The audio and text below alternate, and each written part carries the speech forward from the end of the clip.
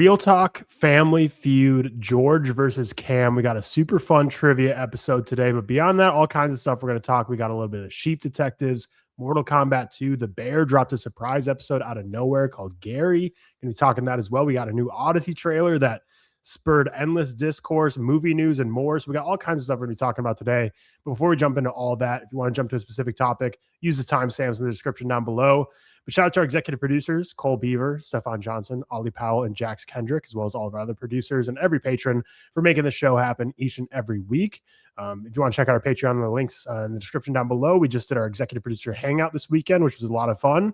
We're recording that and hanging out with them after this. So I'm kind of like time traveling. I'm assuming it's going to be a lot of fun, but if you want to check that out for June and come join us, definitely go check out the Patreon in the description down below. We've got a lot to get through today, but we, of course, are going to start with how we've been doing, what we've been watching, starting with Cam. How are you? Hello. I've been well. Haven't been watching. By the way, Seth is in like Amsterdam, I believe, with Josiah Coops, friend of the pod. So he's not here this week. It's me, George, and Cam. But hope George and Josiah are having a fun little mates trip in Amsterdam. But yeah, Cam, what's up? How's it going? It's been good. Good week. Not a whole lot going on. Just hanging out. Didn't watch a ton, obviously. So Daredevil and Maul ended. We'll be talking those next week. Both with great finales. Really good, really great shows right now. The Boys is coming up on its end. Less great, but I'd still say I'm enjoying it a lot. So yeah, I've been watching TV a lot recently. Frankly, I've been grinding the Half-Blood Prince audiobook recently. Like that, it came out last month, and I was kind of like a month behind. So the Deathly Hallows comes out tomorrow, maybe the next day, one of these days. And like I until May, I hadn't even gone through Order of the Phoenix. So like I grinded Order of the Phoenix, and now I've been grinding Half-Blood Prince. So most of my free time, like if I've been just listening to something, or if I had like time to like throw on a movie, I'll listen to the audiobook for some time. So that's honestly been taking up a lot of my time, which, you know, has been good. I made a video this week. They did announce like a Harry Potter. They announced a Harry Potter podcast, and I draw the line at podcasts. I will consume the same exact slop multiple times on different platforms, but the podcast is where I draw the line. I will not consume the Harry Potter podcast. I'll Is listen Tom to Felton involved? Huh?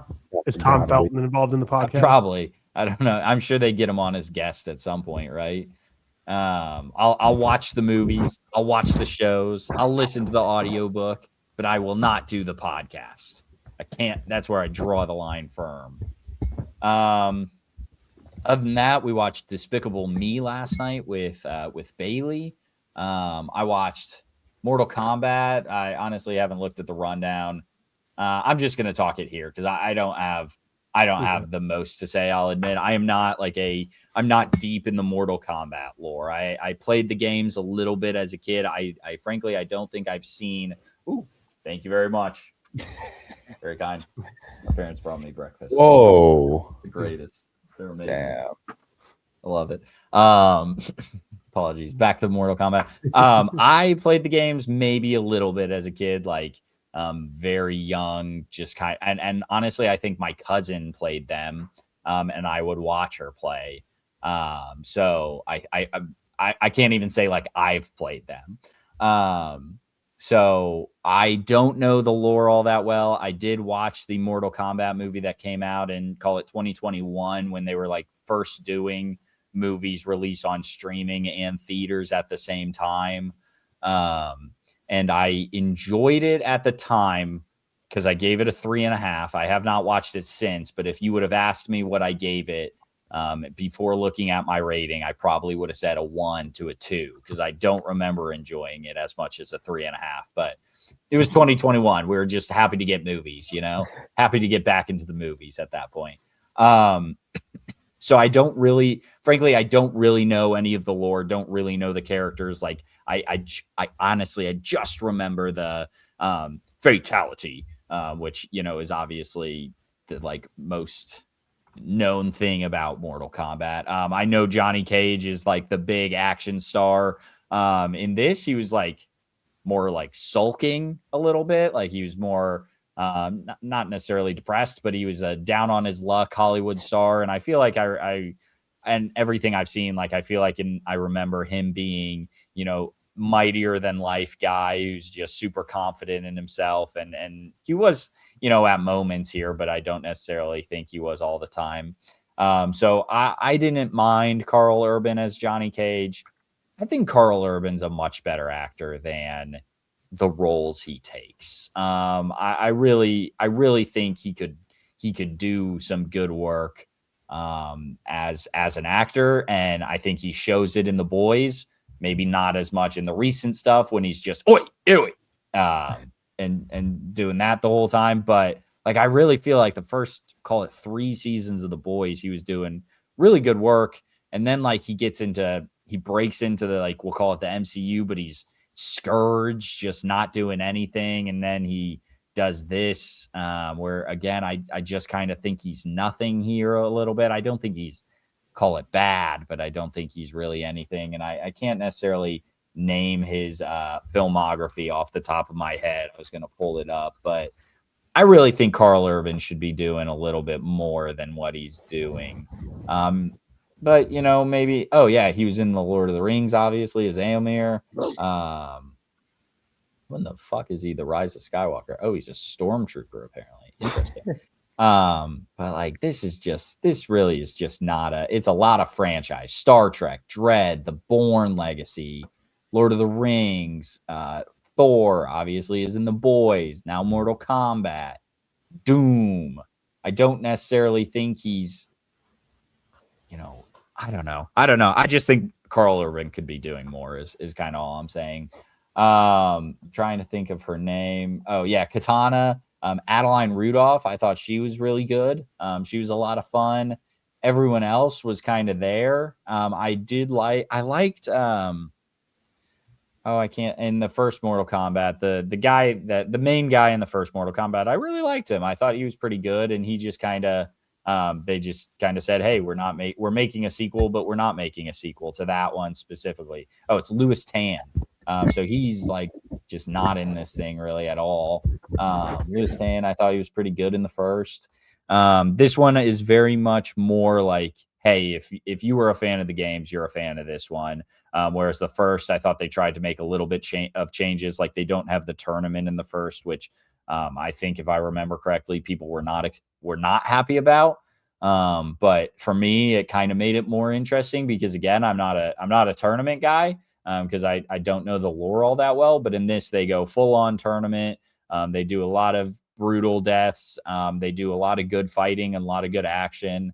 But it's the story itself is just not there. The editing is super weird too. Like, while I think the action's good, the way they edit it is super weird. Couldn't tell you 1 minute of the score, so that really didn't impact me at all. Just not I'm not a Mortal Kombat guy. It wasn't my cup of tea in general. I do think this movie is going to have a heavy, like, if you don't like it, you don't like fun crowd. And, you know, I always say I think I like fun a whole lot. I didn't feel it here. I didn't have fun with this specific movie. I think I'm going to land around like a 41 out of 100, maybe. Maybe lower than that, honestly, because I feel like I had more fun with Apex and more fun with Michael. So honestly, it might get a 1.5 star. It's pretty low for me. It's not my favorite of the year, unfortunately. I wasn't necessarily amped for this thing though. Like, I feel like some people were very excited and some people were, like Tyler was saying before we started recording, I've seen some good scores for this. People are excited, people enjoy it, but I've also seen some disappointment from some, like saying that it's still basically the exact same as the first. Honestly, I'm pretty shocked that this got a sequel. I don't remember it making all that much money. The first, like I said, it was an HBO Max release, so I don't necessarily know how they adjust that box office or say, hey, this is bringing in good numbers for us to make a sequel. But yeah, just not my favorite, not for me. Other than that, been a good week. Haven't done a ton. I don't know. I think, yeah, I'll keep it there for now. I think I'm good. Watched not much, but mostly the shows and the audiobooks this week, and then Mortal Kombat. But other than that, it's been a good week. Good to hear. Good to hear. George, how was your week? And you can also talk some sheep detectives as well. Oh fuck yes. My week was good, similar to Cam, just a lot of TV recently. Like I was even just scrolling through Letterboxd yesterday and like, yo, TV wise, we also started Parks and Rec again after finishing the Office like super fan episodes. That's like, you know, throw on in the background shows. And my favorite thing about like Parks and Rec, The Office, Friends, and then How I Met Your Mother is every time I watch them, it's my favorite one. So like that's the beauty of those. Like light fell. But every time I watch it, I'm like, yes, this is my favorite. Haven't watched Parks and Rec in so long. It's so funny, man. So good. I watch a lot of like sitcom TV, just like when I'm not feeling like looking for anything. And I've only ever thought like this could be my favorite for The Office and Friends. But I do love Parks and Rec a lot. Same with like How I Met Your Mother. Modern Family as well. Add Modern Family to that list. I've never watched Modern Family. Oh, it's so good. That was great. I don't know. Cam, I want to see you eat, bro. I'm munching here. Leave me be. Leave me be. You don't need to see me eat. No, my week was fine. A lot of new releases this week, or maybe not a lot of new releases. But saw the Billie Eilish documentary yesterday. I could talk that briefly too, because that shit moved me, man. That like sometimes I'll come on this pod and I'll say like a movie made me cry, and that means it just got like a tear or two out of me. When I say this movie made me cry, I actually like was crying, like full blown crying. There were just so many. It was more of a concert film than it was a documentary, which I didn't know what like to expect going in, whether or not it was like a real true concert film or if it was like a real true documentary following this tour. It ended up being, it was probably like 80% concert film, 20% documentary. It's like they would perform 3 or 4 songs, and then there would be like a really small documentary portion of like 5 minutes to intro the next set of songs. And I don't know, man. I love Billie Eilish. I love her music, man. It was the Michael Jackson biopic. What about the Michael Jackson biopic? That was a joke because the Michael Jackson biopic was just music video and then 5 minutes and then music video. Just a joke. I still haven't watched it, so that joke went over my head. I'm sorry. But no, this documentary was awesome. It was just like genuinely crying. Like there was a point in this documentary, and you see part of it in the trailer where she's talking about like how this is her first tour without Phineas, and she like it's a very different experience for her. And then it cuts to her singing The Greatest, and then the very next song, Ocean Eyes, Phineas walks on stage and plays the piano for her, and I was just a wreck, man. I was just a wreck. She sang in the documentary Wildflower and When the Party's Over back to back, which is severely damaging. James Cameron is really great. Like he really filmed an exceptional concert film. It was in 3D, which not my preferred viewing experience, but it was awesome. It was really fucking awesome. I went to one of the concerts at UBS Arena, and it was such an electric time. So it was just awesome to like relive, you know, the live performances of a lot of these songs. And I love Hit Me Hard and Soft. I think when did it come out? 2024. It's probably the best album 2024. You know, that's the year of Brat. That's the year of GNX. That's the year of, I think that's the year of Midwest Princess. Midwest Princess might have been 2023, but either way, I think Hit Me Hard and Soft is one of the best albums of the decade. And this documentary was just awesome. It was really cool. James Cameron's in the documentary, which I thought was really funny. Like you see him within like 5 minutes, and he's just really, really funny. But he really shot this very well. It's cool seeing like footage of him holding a camera like at a Billie Eilish concert, just like moving around the stage. Like it's just a setting I don't think I ever envisioned James Cameron to be in.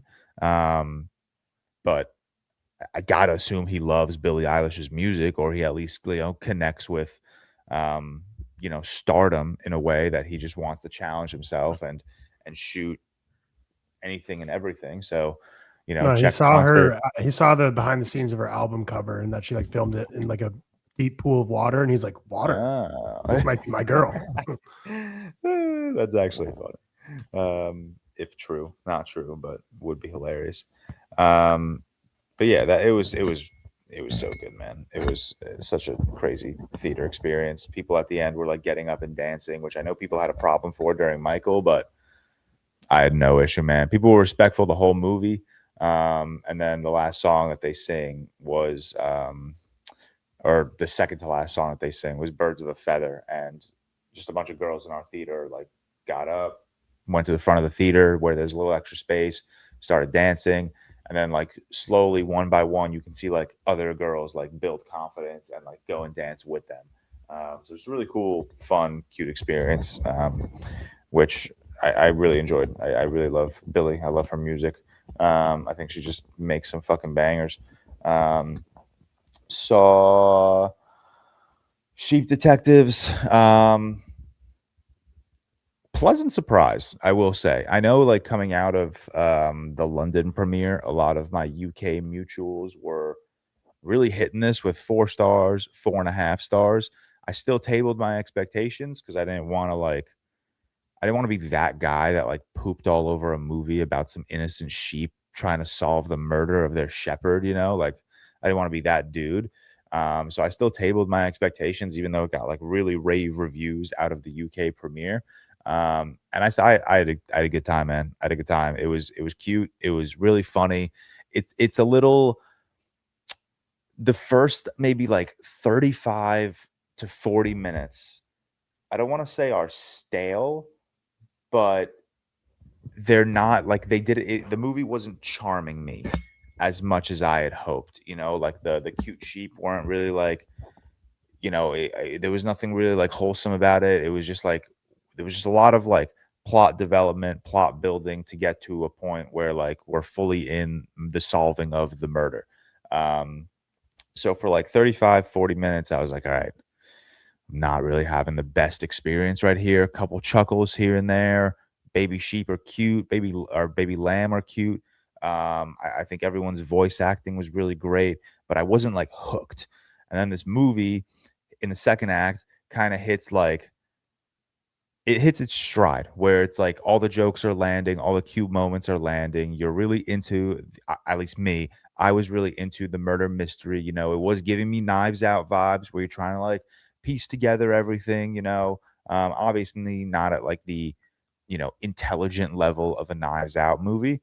And then the third act, this movie hits such an insane flow state. There's like one specific scene where like this movie went from being like a kid and teenager movie to like, whoa, these are like adult themes, and this is one really violent scene that leads into a really emotional scene that leads into like the final like 35 minutes of the movie, which I just think are really fucking great.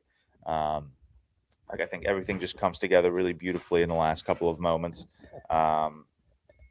Just it's hard. I mean, it's easy to talk about this movie without spoiling it, but it's hard to talk about like the specific wholesome like moments without spoiling, which I'm not going to do, because there were moments where I was like, oh shit, I really didn't see that coming, or oh wow, that's like a really cute reveal that I just did not expect.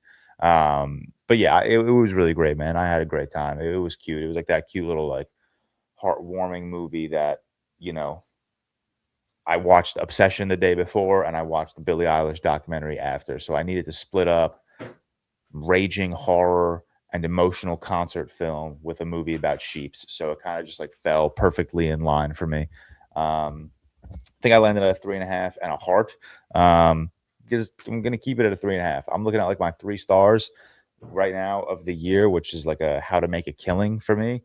Sheep Detective for sure. I would take over How to Make a Killing. Same thing with I think like The Rip. I have at a 3-star right now. Absolutely taking Sheep Detective over The Rip.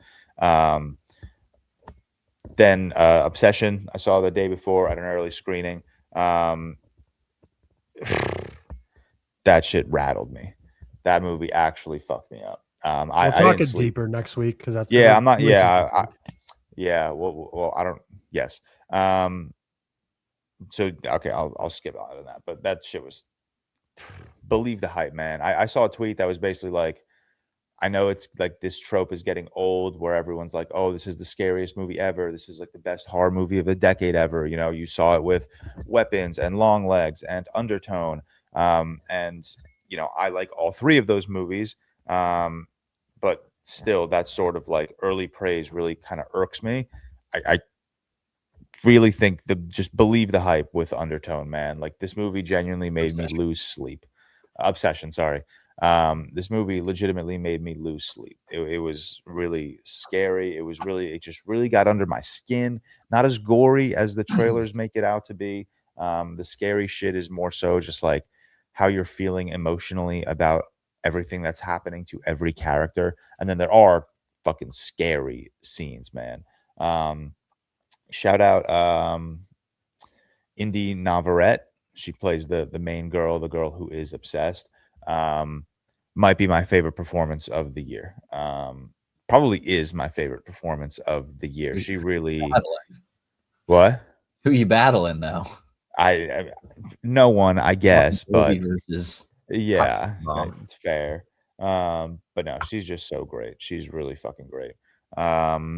Had a chance to see. I'm not a big F1 fan, but they invited me to a screening of the Miami Grand Prix in IMAX. Very cool. I'm not like a big F1 person. How long was it? It was like 2.5 hours. We were probably in that theater, maybe a little longer. I think we got there at 12 and left at like 2:30, maybe closer to 3 o'clock. That's not too bad. Just as not a fan, I don't know if I like. It's like that's a long time to be in a theater, absolutely, especially for something you're not a fan of. But like it wasn't like a movie where like you had to be quiet. Like it was like a social event, obviously. Like people were talking like normal volume. You know, phones were out during the race, obviously. Like this isn't a movie, so like it made if I just had to sit there for 2.5 hours, 3 hours to watch a sport I don't really like follow, would have been a tough go. But the fact that I could talk to my friends, the fact that we were like, you know, socializing was very like nice. But very cool. It was a great race. I don't know, like in the world of F1, I don't know if this was like a great race or like an average race or a bad race, but I had a good time. A lot of cool moments in the race. It was an event that was like on behalf of Apple and the F1 movie, Kaczynski's F1 movie. So like when we got into the theater, they were just bopping the F1 soundtrack, which was a lot of fun. And then Monday I saw La La Land in theaters for the first time. That's like one of those like favorite movies of mine that I never saw in theaters when it came out. I was not locked into Damien Chazelle in 2016, I guess. I like, it's gonna sound cliche and probably like corny.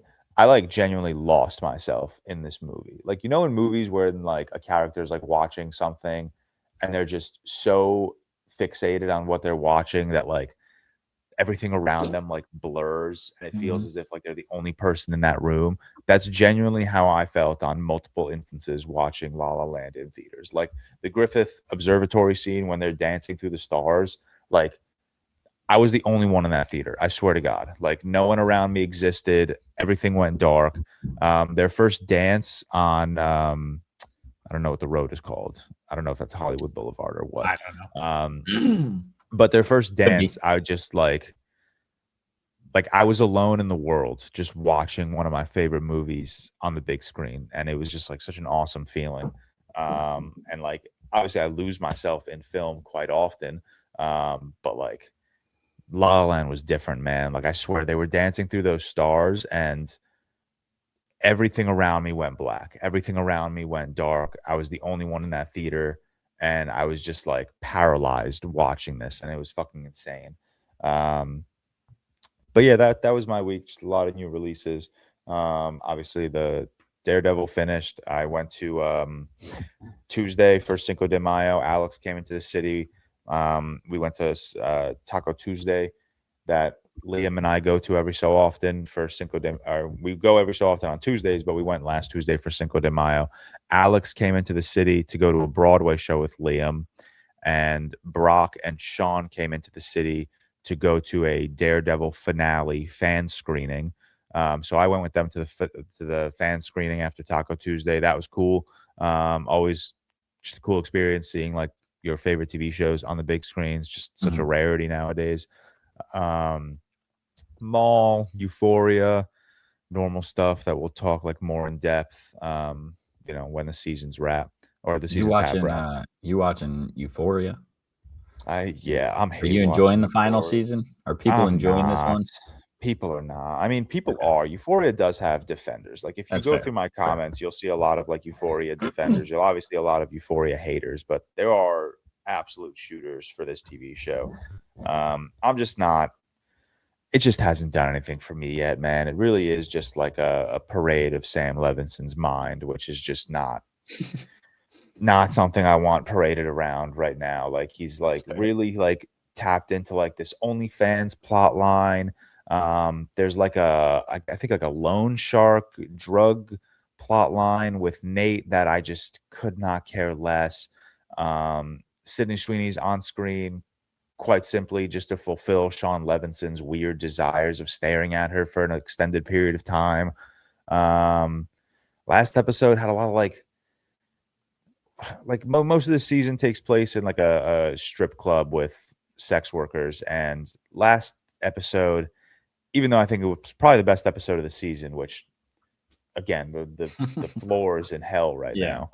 But even though I thought last week was probably the best episode of the season, there was just like one moment that just really felt like so many moments of the show feel unnecessary, but one moment in particular just felt like really unnecessary where like they're in the strip club, this group of guys like pays to have sex with one of the workers, and like the camera is just like uncomfortably on this worker's face while she's being penetrated by a group of dudes. And it like really went on for just such an uncomfortable period of time, and it didn't like amount to anything except like one really little moment where Rue asks her if she's okay in the bathroom, and it was just like I don't know, just put such a bad taste in my mouth. Like it was like it just felt like, and obviously like I hate saying like, oh, something feels unnecessary, like that was the director's creative decision, so it's like maybe it wasn't unnecessary, but like it felt so unnecessary and just really uncomfortable. So yeah, I'm not really enjoying this season of Euphoria. But that's it. Yeah, that's been my week.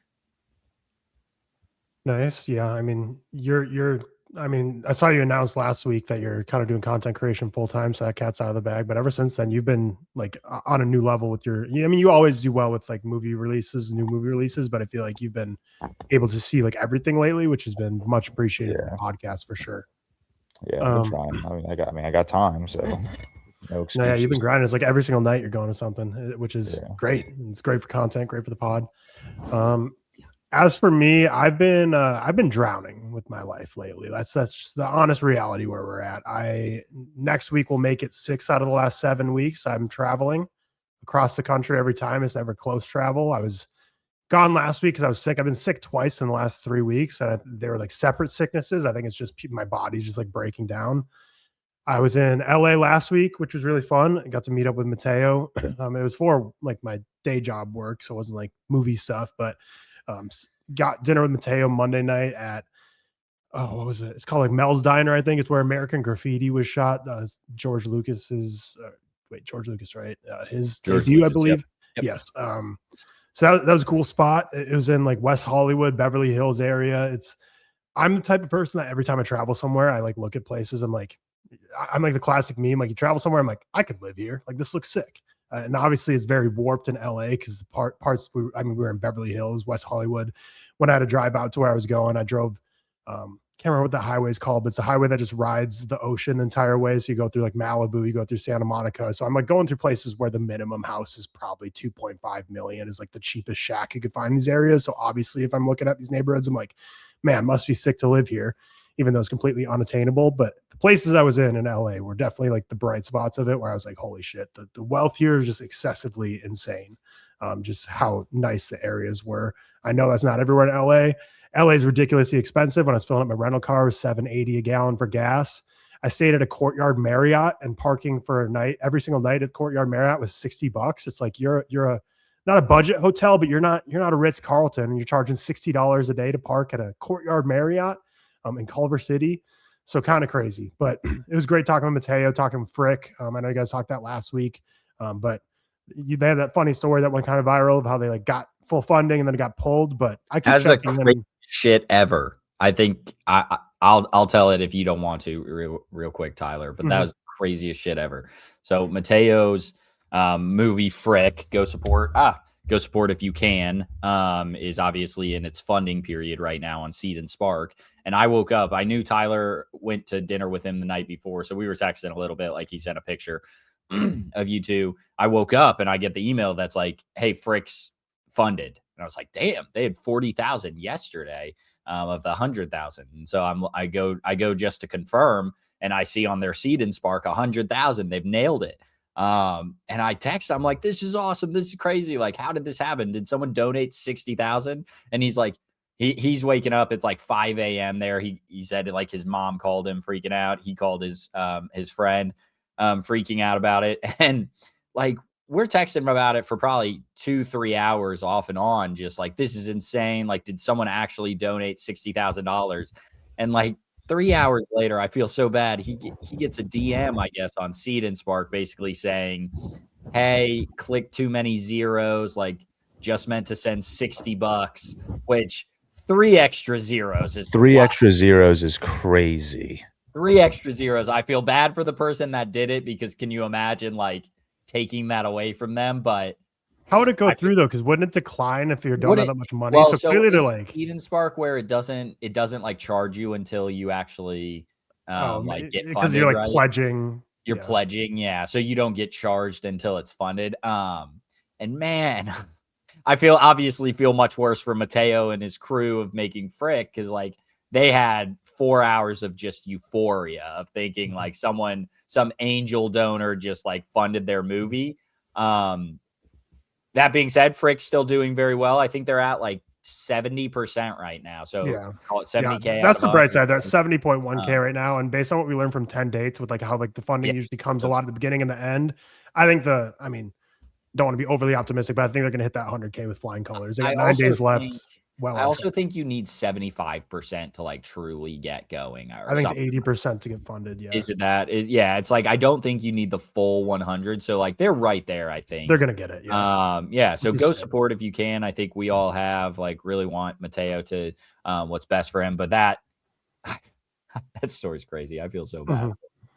Yeah, could be a blessing in disguise though, because that they're real about it. That like Patrick, the lead star, made it did well, and I think it's driving the mission. So yeah, I think they're well on their way to getting funded, which is sick. So we talked about Frick, talked about ReelTok, and kind of our plans for ReelTok 2.0 and trying to keep growing the pod. So it was a great dinner, great time in LA.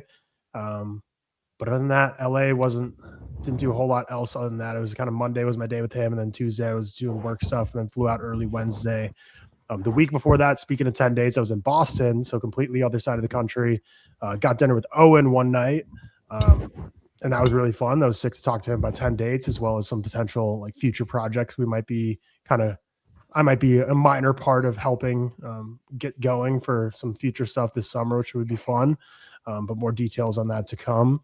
So it was great to get dinner with Owen, be in Boston. Always love going back to Boston. I lived there for 4 months when I had an internship my senior year or junior, entering senior year of college. So nice to go back there. Another place that every time I go back, I'm like, I could see myself living here. But when I lived there for 4 months, which I didn't get the full experience. I was a college kid, didn't really have any money to my name, and just like was just kind of doing my internship and really basically working and doing not a whole lot else, but didn't love living there then. So it's one of those things like the grass is always greener. But Boston was 2 weeks ago. So missed the pod last week because I was sick. Like I woke up with a sore throat. I had a sore throat the whole weekend. And then I woke up like for the pod at like 5 a.m. or whatever. I was like, there's no way.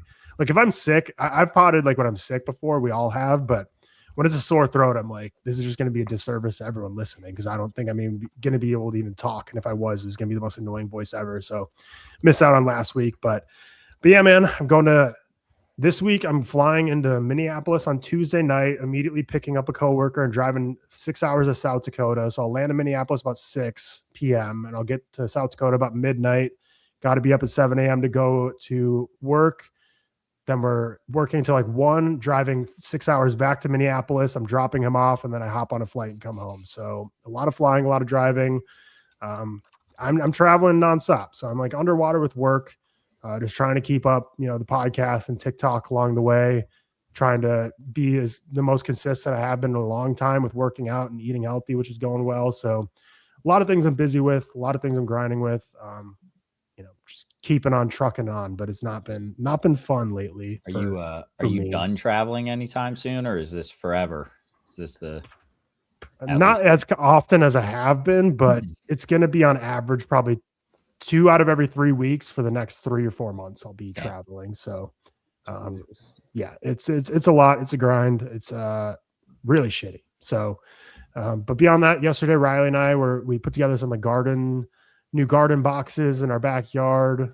Nice. We're kind of sprucing up our backyard in general. So we got a lot of yard work done. We have a lot of stuff planned tomorrow to go plant shopping and flower shopping and start getting our backyard cooking.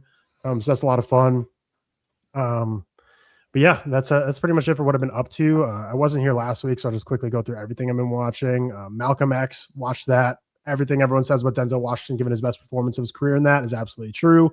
But Spike Lee, his direction is so singular in that film, but the editing is what I keep coming back to. Like it's one of my, I always talk about like The Social Network is one of the best edited films of all time, one of the best written films of all time as well. But Malcolm X is going to be up there for one of the examples I pull out because I just love the way that film was pieced together. I thought it was just masterfully done.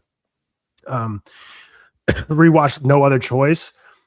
Liked it even more, bumped up from a 4 to a 4.5. Just an exceptional movie. It's so dark. Like the storyline is such a dark subject matter it's tackling, but it's done with such like a lightness and comedicness to it that makes it so easily digestible, which I think is really appropriate for a film that has to talk about like real tough issues, and like adding that lightness kind of makes it hit in a whole different kind of way. And I think Park Chan-wook really balances that tonal difference between the comedy and the darkness really well in that movie. And the cinematography is so electric. Any clip I see online, I'm like, yeah, it's such a beautiful movie. Love No Other Choice. Watch The Replacements, which is, I don't know if either of you have seen it. It's like a Keanu Reeves football movie from 2000. Cam, have you seen The Replacement? I have not. It's kind of a wild movie because it's based on like the real life. It's a true story. I think the players' names are like made up. I didn't fact check that, to be fair, but it's based on the real life, like 1980s. The NFL players went on strike to get better working conditions, namely free agency wasn't a thing. So basically like a team would draft you and then would just kind of control you. So if you're like not getting playing time or they're not paying you enough, you're just kind of stuck with them. There's some other working conditions improvements that the NFL players are fighting for as well. So basically they all went on strike, and The Replacements, this movie is about like them bringing up these, blue collar people, these people that were like college players that now work real jobs, and bringing them in to kind of replace the NFL players, just kind of like they did with the replacement refs a few years ago. So this movie is like making you like root for these underdog replacement guys, Keanu Reeves and them. But like at the end of the day, the movie is about like scabs. Like this whole movie is about like the NFL players are on strike for better working conditions. And now it's like, let's root for these guys crossing the picket line to like make the owners and like the game keep going. And there's like a storyline where like they make the real quarterback like a complete douche in this movie, where he does douchey things. But like, I'm like, he's like he's not he's striking for like I don't know why they like pin him to be like, oh, this villain. And he's like, this is my team. I'm like, it is his team. Like he's on strike. And they're like, how dare this guy think he's like better than this like Keanu Reeves underdog. And it's just like a silly movie. It reminds me so much of Home Team, where it's a movie about Sean Payton, literally at worst, just knowing that his team was paying players, at best facilitating it, or at worst facilitating it. At best, he knew of it going on, where he just pays players to have bounties to injure other people's players. But they turn it into like this kids movie, this lighthearted, like, haha, Sean Payton suspended from the NFL for a year, and I was going to go coach his kids team, when I'm like, in reality, this dude's like such a horrible person, and they're making it into like a light kids movie. That's kind of how I felt about this, where it's like a serious like strike the NFL's going on. They're turning it into this like underdog happy story. But beyond that, it was just also like very boring. But Keanu Reeves, he has a flow in it, looks like an absolute quarterback. He's sick in it. But The I movie's believe just kind of Home Team is my first ever logged movie on Letterboxd. That's some fun lore. So Yeah, there's some lore for you. As a lifelong Saints fan, it's a tough one to swallow. It's like one of those things that, like, if you're the Saints and Sean Payton, you want that to be like forgotten about in history. So I don't think you want a movie being made about it with Kevin James. And Sean Payton even cameos in it as a janitor. Just a very weird thing that he's like tongue in cheek, like, I'm going to cameo in this film about me paying my players a $50,000 bonus if they can tear Brett Favre's ACL in an NFC Championship game. It's like, what are we doing here? All right, never mind. Parasite allegedly was, but I think it's Home Team. Parasite's a lie. Parasite was a fluff to make it look more cinephile. I get you. I've still been loving legal dramas. So I watched The Kane Mutiny, which people are saying, and I saw like in 2023 they did like a Showtime TV movie about it with, I think, Jason Clarke in it maybe. But it's based on a play, basically like a naval ship commander played by Humphrey Bogart. He starts to kind of go a little crazy at sea and starts making some bad decisions that's putting the whole crew at risk in the midst of a storm. And basically the crew takes over the ship, like kind of overthrows the commander, has a mutiny in order to save themselves, which they do save themselves. And then like the whole court case after it is like, overthrowing the captain basically by having a mutiny is obviously very much like against everything the military stands for. So you have to better have like a damn good reason that you can prove in court as to why you did it. And that's kind of the thing at play here. It was good. The courtroom, like, it's a 2.5 hour movie. The courtroom part's like the last 20 minutes. The first 2 hours is all about them like at sea and what's happening. But overall, it was solid 3.5. I rewatched Devil Wears Prada. Still love that movie. Went into Devil Wears Prada 2, which I know you guys talked a bit last week. Really liked it. I know Cam's a little higher than me on it, but really solid. And then as for this week, my plane watches, John Wick 2 and John Wick 3. First time I threw out this is my third time through the franchise. First time through it, I liked it, didn't love it, like the whole franchise as a whole. Second time through it, really liked it. Like everything kind of bumped up a little bit. This next rewatch, 2 and 3 are dropping a little bit for me, but 1 has jumped like way up. So 1 might be like my favorite. I still need to watch 4, which has been previously my favorite the past 2 run throughs. So we'll see if it stays there. But 2, I really just didn't care for as much. I really just felt like that movie was just like all the John Wick movies are nonstop action, but that one specifically I feel like is nonstop action to the point where I was just kind of like waiting for it to be done. 3, I still think is really cool. It expands the lore so much. And I always think this franchise is so successful at every new movie that comes out. They just keep expanding the lore of the Continental, the High Table, the Riscaroma, like the desert scenes, like everything. Parabellum really expands the lore, and I think it does it well. But 4 and 1, I think, are still my favorite too. But 4 right now, 1 has jumped up a lot on this third go around, and 2 and 3 just both jumped down a peg, like a half star. And then the Lego Batman movie, which we're going to talk later today, which will be on our Patreon review next week. But that's what I've been watching. Also The Bear, which we're going to talk about in a couple minutes here. But yeah, been super busy with travel. It is not ending anytime soon, and just trying to get through. And it's I'm normally really good at handling super overloaded heavy schedules, which I still am, but the fact that I've been sick twice in the last 3 weeks is really annoying because I feel like my body's just like, dude, stop going to airports, stop going on planes. You've been on 6 plane trips, round trip, but add layovers. I've probably been in and out of a plane like 20 times in the past like month and a half. And it's no matter how much hand sanitizer and washing your hands can try and help. It's taking me down. But yeah, let's get into The Bear. Surprise episode. Gary, it's kind of like posted on, if you're looking for it, I don't know if it's under The Bear. I didn't see it under The Bear, but if you go on Hulu, it like shows up as like season 1, episode 1 of a show called Gary. But it's very much a surprise drop episode of The Bear, which is between John Bernthal, Eben Moss-Bacharach. So Richie and what's Bernthal's name again? Mikey and Richie. It's a prequel episode. Obviously, if you know what happens in The Bear, you know why it's prequel, but filmed in secret out of nowhere. George has obviously been very involved with the Dog Day Afternoon Broadway play, which Eben and John did together as well. So they've been probably just spending a lot of time together. I don't know if this is something that just came up in as they've been working together so closely, like, hey, like we got this idea to film an episode, let's do it. So it's a prequel episode of them traveling to Gary, Indiana. And as anything with The Bear, there is a story at play. They're going on a mission. It's a business trip, but really the crux of the episode is the conversations, the emotion, what's being said out loud, as well as what's being filmed in silence. That really shows you so much about these characters' mental state at the time of this episode and how that impacts the 3-4 seasons that we've seen of the Bear since then, since this is a prequel. So super cool to have just a surprise episode drop out of nowhere. So sick. I was talking about, I still haven't watched Stranger Things Volume 5. Don't know if I ever will, but I was saying back then when there was like that, Eternity Gate episode or whatever, Conformity Gate, if they dropped a surprise bonus episode, I was like, that'd be kind of the coolest thing ever. But then the Bear does it out of nowhere, just drops a free episode. Because the final season has been announced to release on June 25th. All episodes are going to release on the same day. So it's kind of a nice, trailers are great at building the hype, but if you drop a bonus prequel before your final season's dropping a month and a half before it comes out, I think that's one of the sickest ways I've seen to build hype for your show. But I'm going to start with George, probably the biggest Bear head of this pod, even though all three of us here are really big fans of the Bear. But George, what were your thoughts on Gary?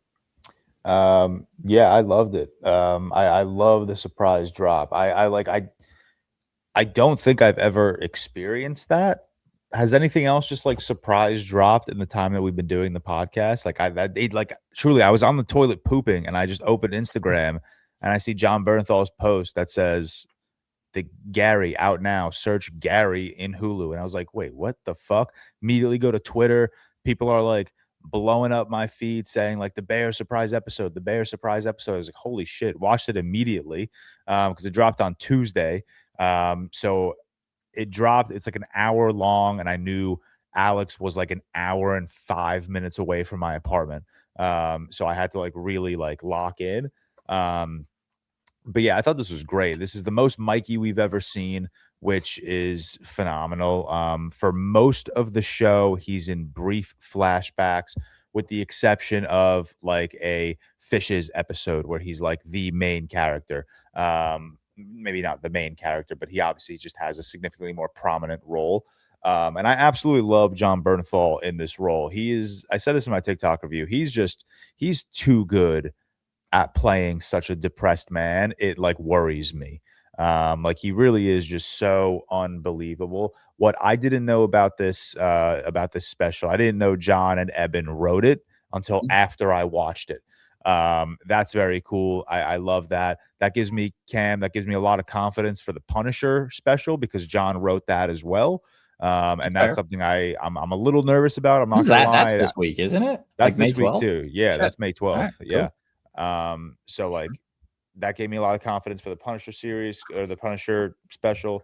But yeah, this was great. I love the conversations they have. It starts off just very casual conversation between cousins / best friends.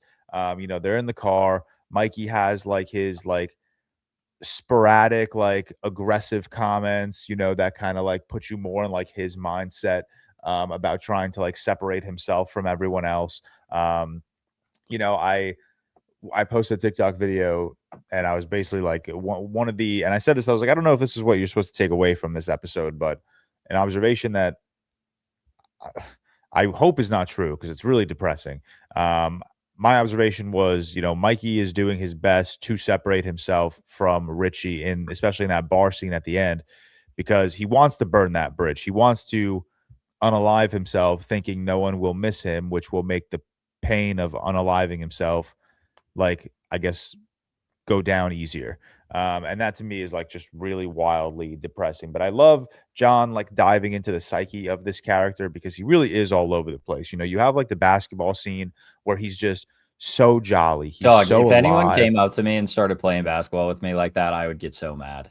And then talking hella shit, dude. Leave me alone. I was watching that scene with like the most cringe I think I've ever had, in the sense like it's a good scene of like showing how good they are with people and like how they can, just talk to anyone and they're so friendly with everyone.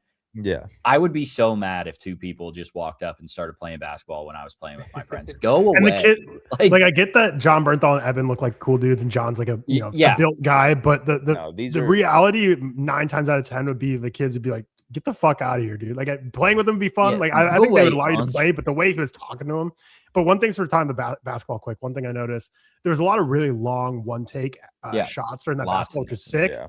But then when John Bernthal shoots like the game-winning three, they had a cut. So John Bernthal certified not a baller because they let him shoot a couple times and he missed. But the final shot that he has to make, they had to cut it, which is so. But like funny. the whole, there was like a 3-minute water. It seemed like I that noticed that basketball as game, well, and then all of a Tyler. sudden, That like was so it funny. cuts right before the final shot. I'm like, Bernthal, I know what you are. You're not Bernthal a washed. guard. Can't shoot. Put him on an island. Let me guard him. That's so fucking funny. I'm happy you guys picked up on that too, because I was like, no way. But you know, I like this, man. I like this a lot. It was really natural. It was really casual. It was really emotional. Fits just perfectly into the mold of, I guess, the Bear, the actual show, where it's like one moment it could be, you know, really like uplifting, and then the very next moment is just absolutely brutal to watch. Like my stomach started to turn when they were in the bar and Mikey just started snapping at Richie. Like my stomach was just in such a knot. I was like, please don't do this, Mikey. Like just be cool, just be friends, man. Like, and then I loved everything in the bathroom with that woman he meets. I think all of that was really sweet. You know, that kind of like, it gave like this like glimmer of hope for Mikey that like maybe all he needs is just like a romantic connection. You know, maybe that's what he was missing in his life. But then, like, you know, we obviously know what Mikey does to himself in the show. So everything in this episode, you know, it's tough to look at like as that like little bit of hope because it doesn't work, obviously. But yeah, I liked this episode a lot. It was cool. Really, really cool. I thought it was awesome.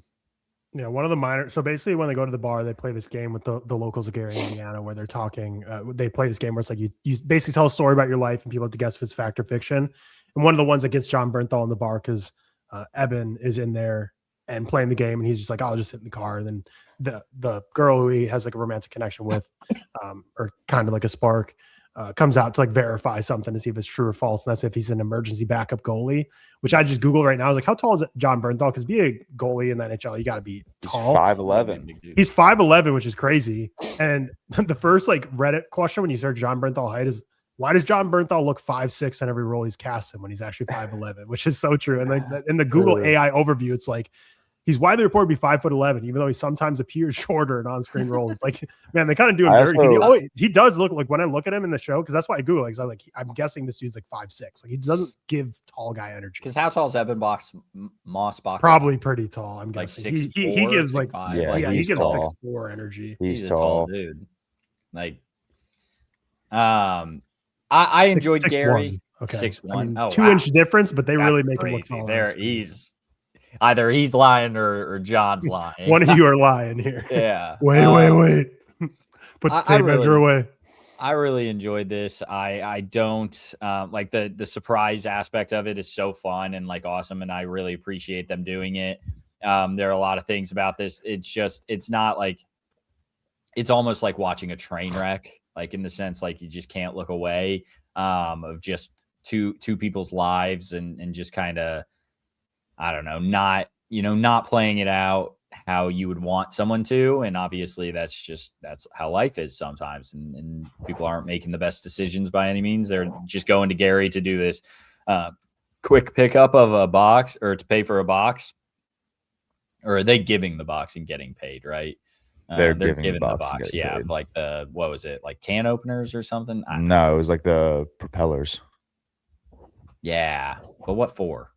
It was for something. They never answered the question. Okay. The guy was shady about it. Sure. Well, they're just dropping something off and they get into this. You see, what's her name? Jillian Jacobs' character. John or Eben Moss-Bacharach's still married at this time before his kid was born to Jillian Jacobs. And he's basically like, hey, we'll be back at 5:15, and they're in a bar till 5:30 when his wife is 9.5 months pregnant at this point, like literally at this, like talking about how she feels like she's having contractions and about to give birth. And Eben Moss-Bacharach's still just doing dumb shit with Mikey. It's so hard to watch in shows or movies when people are self-sabotaging themselves in such stupid ways. I know. And it irks me so much. And I feel so bad for them, but it's what their characters are at this point. And man, like I texted you guys last night, if someone ever yelled the shit that Mikey was yelling at Richie in a bar to me, I would end myself right there. Like I couldn't take that. And that like broke my heart. And I understand, obviously, John Bernthal's character is the one that's depressed, but like, my God, if someone ever yelled at me, I'd be so sad. I'd just be like, this is insane. I can't take this. But I did enjoy it. I think the writing was really great, which, like you said, George, yeah, it maybe gives me some hope of like John Bernthal as a writer. I wonder if, like, while they were doing Dog Days Afternoon, right, because they were both in, I wonder if they're just like, hey, let's write a Richie and Mikey episode of the pod. Yeah. Can you guys hear this bouncy ball? I apologize if so. Yeah. I'm sorry. I'll tell the sound crew to cut that. But yeah, I really did enjoy it. I thought it was done very well. I'm going to mute myself now, so hopefully that stops. I apologize. The one thing about the show, the special, sorry, the show, The Bear, like the show, not the special. I feel like it's always like, hey, Carmi lost someone. You know, Carmi is dealing with the loss of someone. But I think this special really just helps amplify the fact that, like, when Mikey unalived himself, like, other people lost him too. Like, Richie lost his best friend. And I feel like the show, like, is always just it's always reminding you that, like, Carmi lost his brother. Carmi lost his big brother. And in the case of Richie, he's a little more closed off emotionally in the show. So I think this just kind of puts it into like a different sort of like depressing perspective where it's like, damn, like, Richie lost someone too. Like, Richie lost the best friend. And I really like that aspect of this episode. Mm-hmm. No, yeah, it's a great episode. And the thing that's like great about a bonus episode like this is you can't really critique it. Like, I really liked it, but even if I didn't, it's like, I mean, it's a free episode that no one's expecting, but so it kind of like gives you a little bit of armor from critics. But I really enjoyed it. Again, as I mentioned when I was prefacing this review, it's like, yeah, they're going to sell these propellers and going to Gary for like this business trip, but that's like, they mentioned at the beginning, and that's very much like not the point of the episode. It's like they throw that plot device in there, like, this is why they're going to Gary.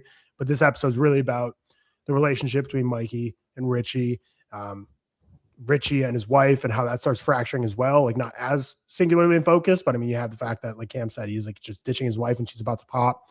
And at the beginning, you're like, oh wow, he really is trying to be a good husband. He's like, I got to do this for business, but like, I'll be back as soon as possible. We're gonna be back by 5 or whatever. But very quickly disregards that, and he doesn't really clearly put in an effort or care to get back on time, because he just kind of gets lost in the party life and just being a social dude and just kind of putting off his responsibilities to be kind of that guy who's just everyone's pal and buddy and just trying to make new connections. But yeah, the end of the show is just heartbreaking. Again, I think it's such a cool way to kind of build hype for a final season, to drop a surprise prequel. I was trying to do some Googling to figure out when else has been done. So kind of notable shows for like this pod, like this wasn't during the pod, but like Black Mirror Bandersnatch was dropped out of nowhere. Euphoria between seasons 1 and seasons 2 dropped episodes on Ruined Jewels. So that's an example. And the Sandman, I didn't ever end up watching that, but I guess they dropped a surprise episode after season 1 as well. And of course, most notably, the Stranger Things secret finale, Conformity Gate. Conformity Gate, exactly. Thank you. Yeah, most notably, very real thing that happened. But no, I think this is absolutely a show or an episode that, watch it if you're a fan of the Bear. No reason not to. Builds perfect hype, and we're going to definitely probably be doing a special real quick, in about, like I said, I'll release on one day. So, the week after that all drops, we'll give everyone time to watch the season. We'll all talk the final season of the Bears, since we've done that for, I think, the last 2 seasons, maybe. But yeah, that was a great episode. Fun delight, fun treat to see it out of nowhere. I also can't imagine this cost them like literally anything, because like, think about the sets. They start off in the car, they're driving in the car. They have so many shots of like just staring directly at Mikey and Richie's face in the car, and I really liked those because it just gets like very personal and up close. But they're in the car, they do some scenes maybe once they get there, still in the car, and then they have Mikey sit in the car, and then Johnny or Richie sitting in the car, and then they go to a bar, and then they get back in the car, and then they go meet a guy, and then get back in the car. Like, that is their entire set, is this fucking car and then a bar for like 2 minutes. Or not 2 minutes. I mean, it's a bulk of the episode. I guess they go to that one restaurant, right, where they talk to the waitress or the cook, and they're like, yeah, we own a restaurant. So there's one other set, I guess. But like, can't imagine production budget was high. Can't imagine if Evan Moss and John Bernthal were writing this during their like dog days afternoon, just like set time when they were bored. Can't imagine they had to get paid a ton. And then I just went through the cast on this, and like 6 out of 10 people in this thing, this is the only show or movie listed on Letterboxd. So can't say they're paying these people too much, but like almost all of these people, this is the only thing they've ever been in. So very cool start for them, I guess. But yeah, it's always fun when you get like it. I love a gimmick, love a surprise episode, love a little fun. Anything else anyone wants to say on the Gary episode, or ready to wrap it there? Wrap it Really there. good episode. All right. Are you guys ready for some Family Feud? Yes. Just lock in. All right. This should be a lot of fun. Like a team game. Normally. Yeah, but your family. Yeah, Feud. there's some alterations as Family Feud. It's not exactly like normal Family Feud. So, but I looked general at all the structure. questions. Yeah, I knew you would. I didn't. No, I know. I trust you. Let me share this. I need to share my window, not my tab. Okay. Family Feud, ready to do this thing. ReelTok Family Feud. I think we've done this once on the show before, but maybe not as formal of a setting as this is going to be. But ReelTok Family Feud, let's get into it. I'm your host, Tyler Whitmore, Mr. Family ReelTok Feud host today. Put this together. Thank you to all the patrons and the people on our social media followers who responded to the survey, because as anyone knows who plays Family Feud, you get the survey answers. So it's not like fact-based trivia. It's based on what people say as their opinions to answers of questions. But is this going to be Family Feud? Is Cam going to be coming here and getting the big win, staking his claim as a Family Feud? Or is it going to be Carmi Feud? Is it going to be George Carmi getting the win here? It's Cam versus George, determining who is the Family Feud champion of the podcast. Let's go over the rules here quick. Ground rules. So there's going to be 10 rounds, no fast money round. And the reason I didn't have a fast money round is because it kind of burns through the 5 prompts like quicker, and you don't get to do like all the answers. I think it's more fun to go through all the survey responses. And also fast money is more like, to George's point, the team aspect of the game. So there's 10 rounds total, no fast money round. Most points at the end of 10 rounds wins, obviously. So we're going to go to 10 rounds of this, you two head to head. Whoever has the most points at the end wins. 100 points are up for grabs per round based on the 100 points from the survey, but there's a catch, which we're going to get into once we get into question 1. Buzzing in before I read the question, as with any ReelTok trivia game, you lose priority. In Real Family Feud, you are able to buzz in whenever, and it doesn't matter, but basically stops reading the question. But because it's in a PowerPoint, like the full question is shown on the screen.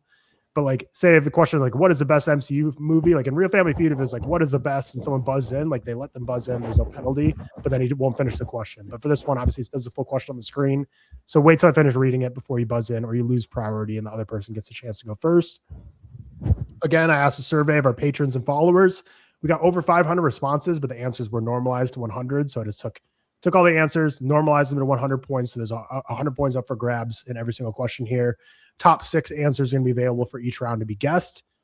Whoever buzzes in first gets to answer first. So if you've seen Family Feud, you know, but if you haven't watched Family Feud or heard Family Feud, this is how it goes. I ask the question, whoever buzzes in gets the first chance to answer, but you're both going to get a chance to answer unless the first person to answer is the number one answer, because the point is you buzz in, whoever gets the higher point answer of that first guess gets to take it for their team, which is just going to be you. And you're the higher score answer between the 2 turns. You get to tackle the entire board and try and reveal all 6 answers to gain all 100 points. Or if you receive 3 strikes, the other person is going to get a chance to steal. So once you receive those 3 strikes, your opponent has 1 chance to guess to steal the points for a round. So say you get 4 of the 6 answers and you earn about 60 points, but you get 3 strikes. Then say, George, you picked up 60 points, but didn't get them all. You got 3 X's. Cam gets a chance to guess once to steal to get one of those 2 remaining answers. If he gets it right, then he gets all those 60 points plus the points of whatever the extra answer was he guessed. If he doesn't get it right, he doesn't lose anything. George, you get the 60 points that you would have gotten, you already earned. But yeah, I think that's all the rules to go through. You guys ready to do this thing? Ready to do some Family Feud? Let's rock. I love game shows. I love Family Feud. Can't wait. Can't wait. I don't think I've ever watched a full episode of Family Feud. You're whack. Yeah. Great. When I was a teenager, Game Show Network was the go. Every time Emma and I go to a hotel room, we do Game Show Network, but there wasn't any last week when we were in when we were in Indy. Kind of sucks. What's the point? But yeah, my next slide is the very first question. So remember, don't buzz in until I finish reading it. But Family Feud, round 1. Here we go. What is the most underrated MCU movie? Cam? Thunderbolts. Thunderbolts is not on the board. So George, if you get anything on this board, it's gonna be your turn to go through the board. I'll go Age of Ultron. That's a good pick. Age of Ultron is on the board. 12 points for number 5 answer. Okay. George, this is your question now. You have up to 3 strikes to try and get the rest of the 6. What else do you think is on here for? Isn't Family Feud I get to pick if I want to continue? Not if you don't get. I don't think if you get the number 1, you can pick if you pass or steal. I think. Okay. I don't know that one, but regardless, all right. You get the not number in this 1, Family Feud. Yeah, it's more fun this way. You'll that's fair. So George, 12 points. Actually, here's what I'll introduce the wrinkle we have for the points in this game. So we got the wheel of names here. Each round, so there's 10 rounds for up to 100 points total, but we're going to spin this for every question. It could land on single points, so you're going to get up to 100 points, or double points, half points, triple points, quadruple points for how much is going to be. So let's see. For this question 1, this is crazy. What is the multiplier? Just single for the first one. It's the biggest category, but it's just a 1x. So this could come in clutch if you're down a lot and you get in the 10th round. Hopefully you can get that quadruple points or something for a big comeback. But just single points here. George, what's the next guess here? The next guess here. Most underrated MCU movie. Yeah, let's go with the Incredible Hulk. Incredible Hulk is gonna be your first X today. First X. Oh, bro. Okay, let's go with.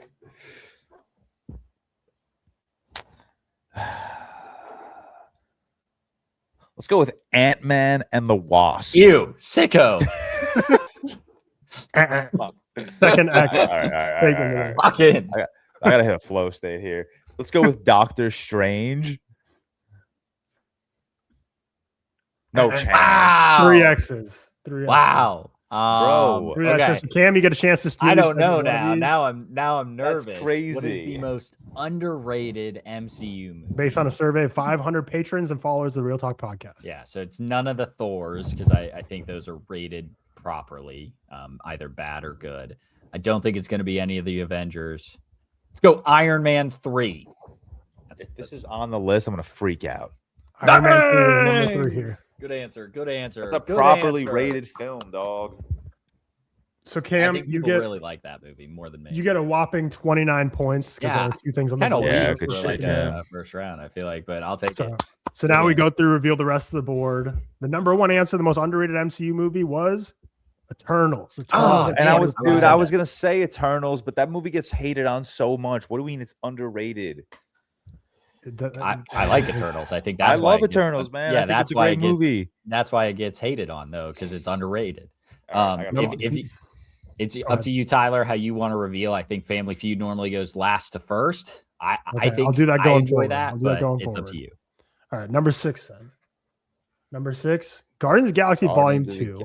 Yeah, I mean, that's the worst one. I guess people don't rate it as highly as the other 2 Guardians, but still, I wouldn't necessarily call it underrated. No. Number 4 answer, Doctor Strange and the Multiverse of Madness for 14 points. I was going to guess that because I feel like you hesitated when George asked Doctor Strange. Yeah, and because I only did the top 6, I think Doctor Strange was the number 7. So I was like, I had to double check to see is Doctor Strange on here twice, but no, it wasn't.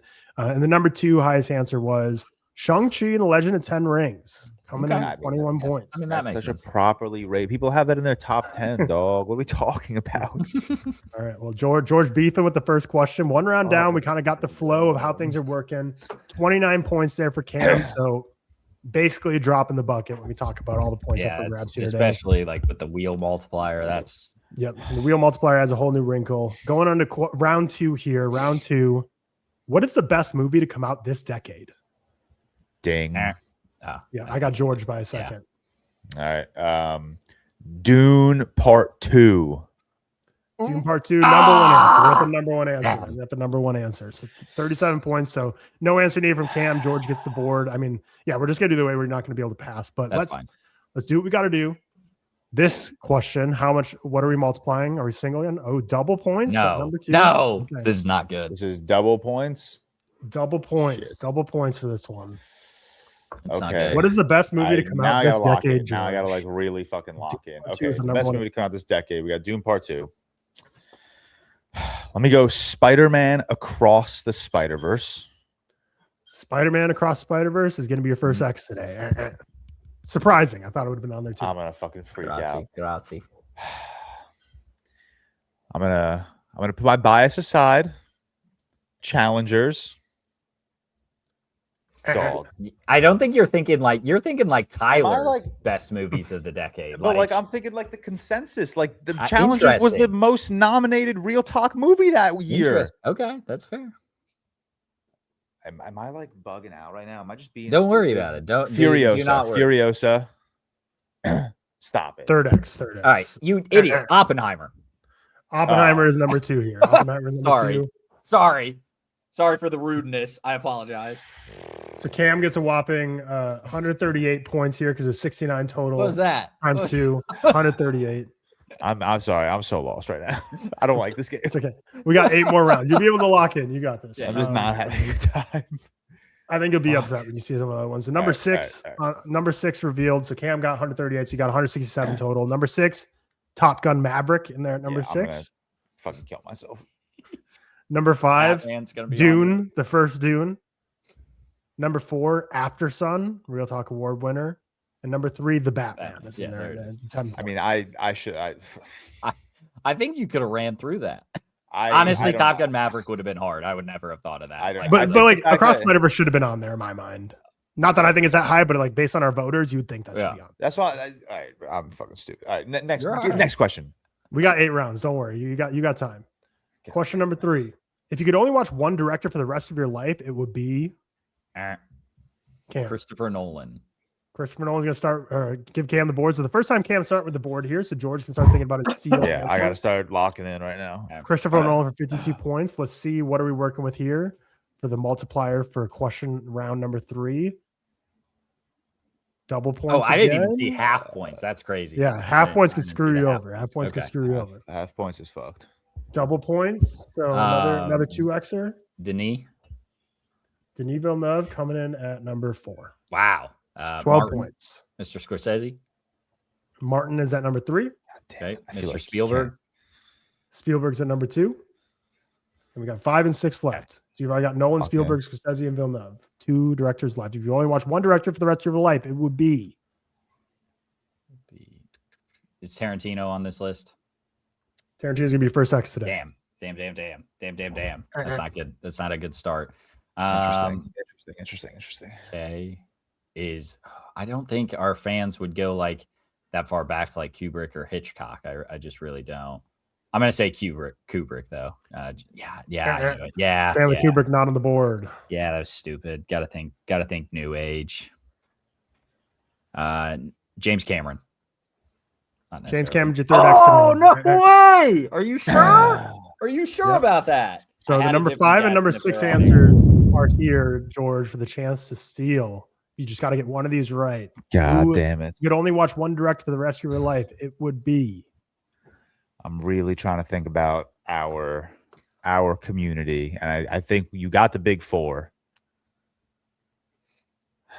Like, I'm just talking out loud. These aren't my answers. Like, I don't know if Francis Ford Coppola would be a selection of our people. I cannot believe Tarantino was not on this list. I have one guess, so if it's there, I'm going to be upset. I don't have. I mean, I have guesses. I'm just not confident in like any of them. I'm gonna go Paul Thomas Anderson. Oh, great pick. Maybe. sorry, I muted. Paul Thomas Anderson is at number 5. Damn it. Fuck. Fucking go. What was number 6? Was it Ridley? Was it Ryan Coogler? Oh, So George, thought- well, quick logistics. George gets 192. He takes the lead now, 192 to 167. The double points coming in clutch. that's Number fucked up. 6 answer for if you could only watch one director for the rest of your life, it would be Richard Linklater. Whoa. Wow. Okay. I would have never guessed Linklater. Mhm. I mean, Should have gone I love- Coogler. You fool. That's all right. Damn. All right. Well, we got George taking the lead after round 3. He is locked in. The steal might be the play. We'll have to see going forward. It's hard to run through all 6. It's hard. It is hard to run through all 6. It is. It's tough. On a question 4 here, round 4. When I think of the greatest actress working today, I think of Cam. Jesus Christ, what's her name? Emma Stone. Sorry, I was blanking. Cam starting with the board again. Emma Stone with 63. Yeah. So Cam's gonna be starting here. Let's see how many points we're working with today for round 4. Just single, please. Single, please. Single, please. Single. Good. All right. Single points. So I think recency, I'm going to go Anne Hathaway. That's your first actress today. I mean, I would, Cam, in fairness, I would have guessed that as well. Yeah. Wow. So Emma Stone, obviously. Oh, Jesus Christ. Why can't I think of her name right now? Who just won an Oscar? Can I get she in Hamnet, she just won an Oscar and I can't get a name. That's fine. I just can't think of her fucking name because I'm an idiot. I'll give it to you, Jesse. Jesse Buckley. Thank you. Jesse Buckley, number 3. Fuck. You're very kind. I apologize. I gave it to you because I was like, there's no chance she's on the list. She's in the number 3. Wow. Okay. Interesting. There's no way Meryl Streep's on here now. The greatest actress working today. Do our fans I mean, it's 63 someone and then 8 points. So we're getting low. So I'm gonna just hope someone threw out Zendaya. New age.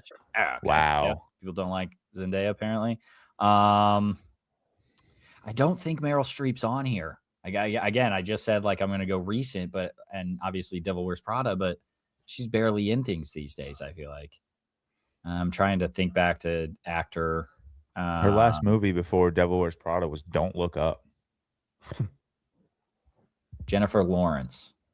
Yeah. Surprisingly, cool. No chance. No chance. Yeah, you threw out Don't Look Up, and I was like, yep, there's one. Thank you. So George with the chance to steal. When you think of the greatest actors working today, who do you think of? Emma Stone and Jesse Buckley are already off the board. Yeah. The 2, 4, 5, and 6 answers are still available. Who is your guess for the steal? I have 2 names in my mind, but the fact that Lawrence and Zendaya weren't on this list are making me reconsider. I might just be giving Cam points here, but I'm gonna go Florence Pugh. That's a good pick. Florence Pugh is the number 4 answer. Okay. 7 points. Anya Taylor-Joy. Anya Taylor-Joy was the other name I had in my mind.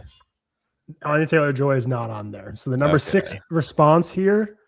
Sorry, Cam. God damn it. God damn it. I knew it. People were going to have Devil Wears Prada in their head. I knew it. It wouldn't have helped me. I wasn't going through the list, but. Number 5 response, Viola Davis. Yeah. Okay. Viola Davis in that 5. And the number 2 response, Cate Blanchett. Really? Number 2. Really? Okay. So single points saves you a bit. It was 78 points for George. So the score right now is 270 to 167.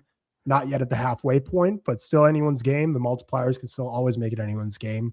Let's go into question number 5 here. Get ready. Someone who does not have an Oscar who absolutely deserves one. Ding. George. We will start with Jake Gyllenhaal. Jake Gyllenhaal in that the 2. So Cam. I think I know who the 1 is. Oh, it's me. I apologize. Yes. Timmy. Timmy's at the 1, so Cam gets to start with it here. That sucks. Cam gets to start with it. But I'm really hoping Timothy Chalamet and Jake Gyllenhaal can't pull anyone else off. I could absolutely pull a million names here. Let's figure out what we're working with here for round number 5. What are we working with for points? Got another double round. We got another double round. DP. Oh, I love DP. DP. I hate this. Lock in, Cameron. I know you have this in your bag. I do not. Cameron. Someone who does not have an Oscar who absolutely deserves one. I don't know, man. I don't have anything in my bag. Adrian Brody, that's a joke. That was a joke. Very obviously a joke. Can't think of anyone that doesn't have an Oscar right now. Sam Jack. Survey says. It's not good. This is not good at all. There's no way Robert Pattinson doesn't have an Oscar, right? No. Okay. Survey Robert better Pattinson say, doesn't even have an Oscar nomination. Survey better say his name at least. Okay, thank you. Robert Okay. Pattinson at the 6. Here we go. Now we're cooking. Now you're locking in. Edward Norton. Yeah. Hell yeah. I feel like I'm running through like the list of like generic names I always hear in like videos of doesn't have an Oscar yet. Obviously someone. So it could be man or woman. I will admit my bias. I was just thinking Oscar or actor Oscar. Who knows?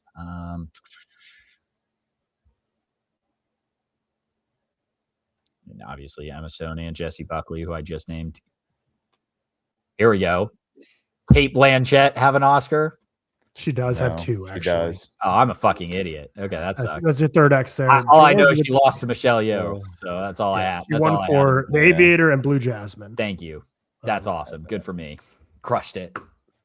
George, chance to steal 3, 4, and 5 on the board. Someone who does not have an Oscar absolutely deserves it. I said, doesn't even have to be an actor though. When I was saying, I think I know who one is. I was not thinking of Chalamet. I was thinking of Amy Adams. Amy Adams. Survey says that is not on the board. But dude, no chance. Thank you. 1, 2, double points for Cam. He gets 114 points here, which means it's like Denis Villeneuve on this list. I was gonna say, is there someone who's not an actor on this list, or is there is not? I think that's probably where everyone's mind went to first. But yeah, that's kind of Score update at the halfway point. Cam has 281, George 270. So it's anyone's point, anyone's game. But number 5 answer, someone who does not have an Oscar, who absolutely deserves one. Rafe Fiennes. I'm gonna throw out maybe Rafe Fiennes, but number 4, someone who does not have an Oscar, absolutely deserves one. Tom Cruise. Oh yeah, we're stupid for not saying that. Yeah. And number 3 answer for someone who does not have an Oscar, deserves one. Willem Dafoe. We are. I'm dumb for thinking our audience thought anything other than just actor. Yeah. We're woke killed me there. Woke killed me. All right, we are officially at the halfway point of this game. It's the 11-point game. Cam has the lead. Going on to question 6 to start the back half here. Besides Dune 3 and the Odyssey, this is the most anticipated movie of 2026. Brand New Day. Cam. Spider-Man Brand New Day is the number 3 answer here. Wow, really? Okay. George. I'm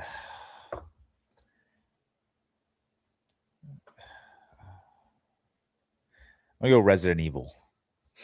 That is not on there. No, I know you don't what movie play. I should. Yeah. I don't want to play. I want you to play this one. That's fine. I did not want to play. I'm sorry. Dude, I know what. I know what number I 1 understand. is. That's okay. Doomsday and Disclosure Day. Yeah. Oh, first points me. We gotta spin the wheel. Spin the wheel. I think I might be able to run through this. Maybe. I Oh don't yeah, know half if- points. Keep half points. No, triple points. Sicko. I'm gonna miss them all. Oh, baby, a triple. Doomsday. Yeah. So Cam, besides Dune 3 and the Odyssey, what's the most anticipated movie 2026? Doomsday. Avengers Doomsday's in there at the 4. Disclosure Day. Disclosure Day's in there at the 2. The fuck is number 1? What am I missing as number 1 then? Give me a sec. Gotta rack the brain. Wait. Wait. What the fuck It's the is number Punisher 1? special. Yeah. What? I mean, I gotta think of like our fans having. I was confident Doomsday was going to be number 1. Yeah.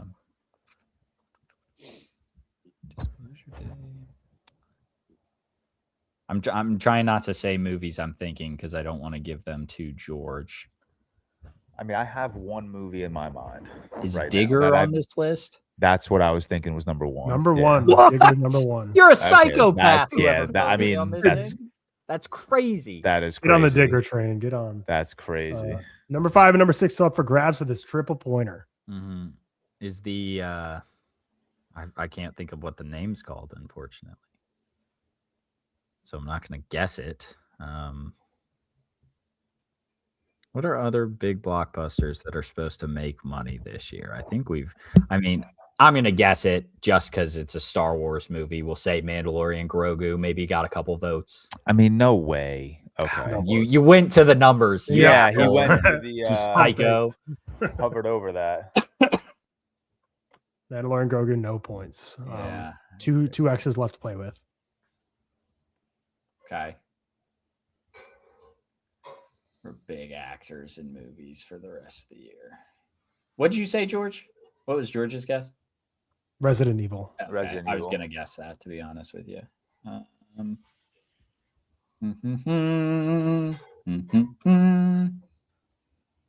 Coyote versus Acme. Stop, bro. Why would you say that?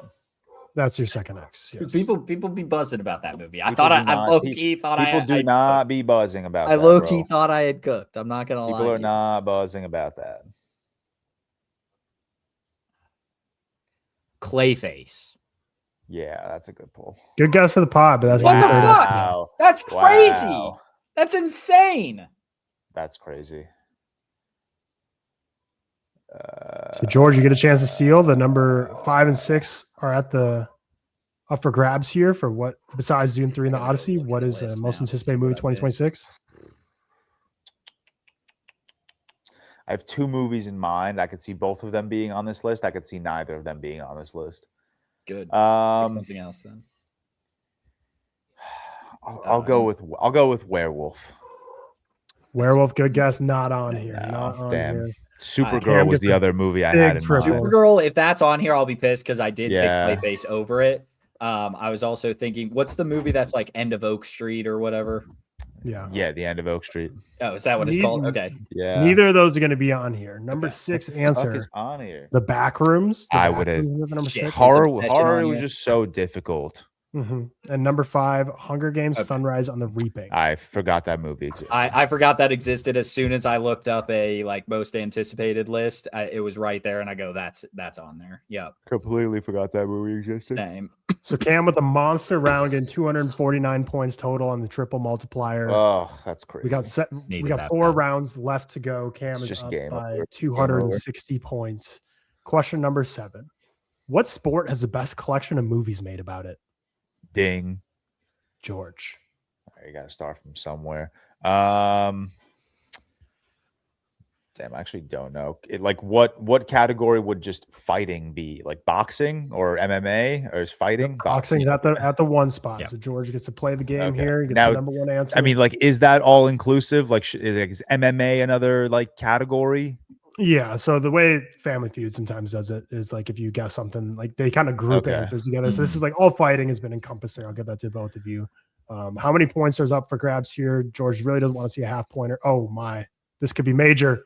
This could be major. A This is- quadruple pointer. That's crazy. Quadruple That is pointer. so whack, dude. I really regret going first now. The quadruple pointer is up for grabs. You have 3 X's to play with. George, what Okay. sport is the best collection of movies made about it? Let's go with football, like American football. Yep. American football is in there at the 4. Okay. Crunchy food during a podcast is just Sorry. insane Sorry. behavior. Sicko. All right. Is it really that Victoria makes her bacon extra crispy? It's coming through. My bad. It's really good. Okay, I got to lock in here. Basketball. Basketball's in there at the 3. Okay, now we're locking in. Mhm. I have a guess if he doesn't guess it. Like But I got I feel like the recency of challengers would have had people say tennis, but I'm not confident in that answer. Are you guessing it? No, I'm not guessing it. Okay. Let me go hockey because I know a lot of people are very high on Miracle. Yeah, I was thinking that too. That is an X though, because I was like, Miracle's great, one of the greatest sports movies, but that might be like all hockey has is like the Mighty Ducks. Yeah, they have heated rivalry too. Victoria just Yeah, that's a show, not a movie. peeped but out. I Yeah. agree. I'm just nervous about these fighting sports. Like I don't. No, All right, they're let's all, go I said they're MMA. all. I said all the fighting sports are taken care of with boxing. I already said that. Oh, you did say that. Oh, okay. Yeah. Sorry, I misheard you. That's my fault. Okay. I mean soccer. No. That's not a guess. What sports would be covered heavily? We got football. We got basketball. We got boxing. Soccer. Soccer's gonna be No. second X today. All right. Am I being stupid? 3 answers left on the board. 2, 5, and 6. Oh, baseball. I am being stupid. Baseball's in there at the 2. Baseball's in there at the 2. We Okay, got now number I 5 feel and 6 left. Sport has the best collection of movies made about it.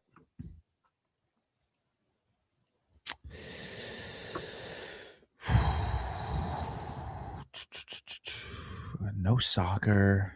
That's crazy. No hockey. I mean, let's go tennis, I guess. I don't think it's here. Tennis in there at the 6. Wow. Fuck you. One guess left. Okay. Number 5. What is it? Which sport is the best collection of movies made about it?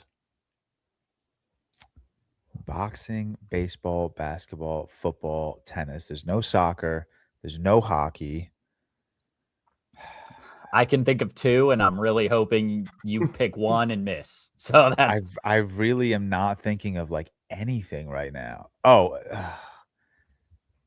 Formula One racing.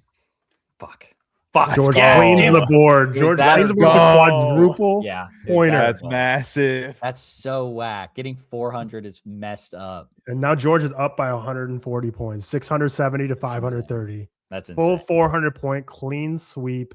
Boxing, baseball, basketball, football, racing, and tennis. I knew it was racing, but then I thought of golf. What was and the I other thinking one? Golf. Yeah. Golf. I thought maybe Happy he thinks like Gilmore, Happy yeah. Gilmore and whatever I cannot else stick believe on 10 Apple 'cause TV.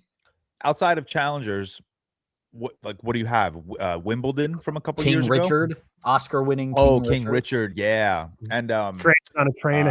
Battle of the match Sexes. Points. Yeah, okay, There's there are there's more a collection of tennis movies. tennis. But I Yeah, agree, there are. challengers being recent helps. Song by Michael. Okay, that was a huge all right, sweep. so now just completely flips the board there with the point multiplier Sucks. here. Going to round number 8. We have 3 rounds left here. What is the greatest Christmas movie of all time? Ding. George. Now we're locking in. It's not Die Hard. Die Hard is in there at the 4 spot. Fuck. That's a 4, Cameron. bro. good. Home Alone. Yeah, it's got to be 1. Number 1, Home Alone. Cam gets the board. Let's see what we're playing with today. Need Cam some- wants anything but the half points, and it looks like he's going to be getting double points here. Okay. Yeah, good That's luck. something. Good locking. Good locking. Good locking. All right. Can't believe we got the quadruple. I was worried I made that sliver too small. I'm so happy we got it. Elf. Double points. Elf is your first. Are you kidding me? What? Home Base- Alone 2 Base then. reviewers? I thought this was going to be Home my, Alone 2 in there at the 5. A Christmas Story. Christmas Story is in there at your second X. Dude, that's crazy. Who are you people? Who's voting for this? Is It's a Wonderful Life a Christmas movie? I think so. Gotta be. In there, Yeah, gotta be. in there at the 2. Klaus. In there at the 6. Okay. Klaus? Yeah, goddamn. Klaus right. was on this, but Elf wasn't. I know, right? It's crazy. Yeah. Klaus is. I mean, great. Klaus is better. Klaus is better. This is, in my opinion, not even close, but I think people would maybe put it on How the Grinch Stole Christmas. Or the That's your Grinch. third X today. Wow, not a clean sweep.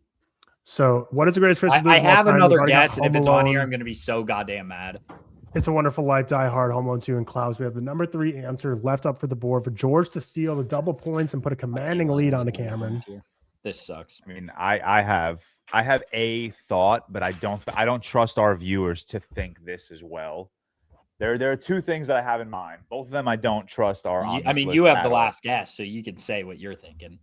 I know, but I don't want. I don't have a guess. No, I know. I'm just saying I want to. I don't want to guess incorrectly. So I'm. Oh, I just meant like you can say your thoughts. You can stop Oh, before you you're lock right. one. You're right. I won't count it until you thoughts say, like, right I'm now- locking in this one. Yeah, my thoughts right now are the Holdovers and a Charlie Brown Christmas, but I don't think either of those are going to be at the number 3 spot. But the only other movie that like really comes to mind like that I think people would like really vote for is Willy Wonka and the Chocolate Factory. Unless I'm missing a big Christmas movie. I cannot believe a Christmas Story and Elf was not. Yeah, here. it's not being on here. This game's won. Yeah. It's cooked. I disagree. Victoria out here whispering Home Alone to me as if we didn't guess that already. Hey, we love a support. Love it. Love it. Yeah, love and appreciate the sport. All right, I'm just gonna take a gamble. The Holdovers. Damn it. Unfortunately, it is the Holdovers. It is the I fucking Holdovers. knew it too. He gets the steal for 200 more points, put in a commanding lead of 870 to 530. That's so But yeah, the Holdovers is in there at the 3. when you said it was between that and the Charlie Brown Christmas, I was like, the choice between those two couldn't Charlie be Brown clear. Charlie Brown Christmas is a short film, technically, right? It's like 15 minutes. No, I don't know.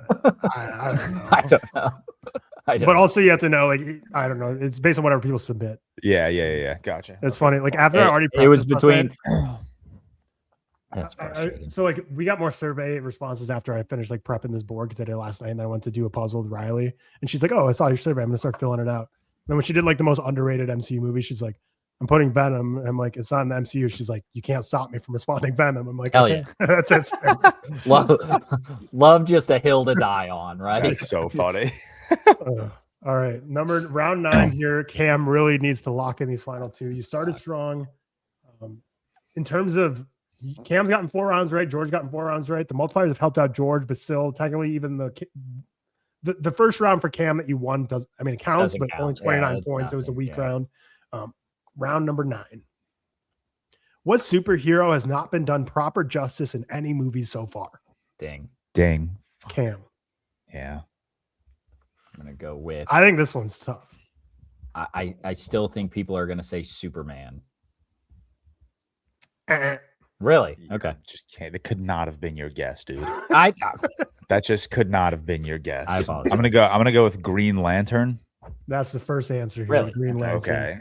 33 points. I feel like people don't George, like, it's your board. I don't know. All right. Snyder heads don't like James. Cam, Gunn. start cooking up your steel. I need it.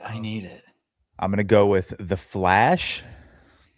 In there at the 2. The Flash in there at the 2. What superhero has not been done proper justice put in any Venom here movies? again. I'm gonna go. Never mind. She thinks he's been done justice. My bad. I'm gonna go Wonder Woman.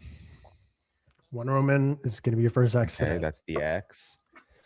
It's just running through the Okay. DCU. Can I?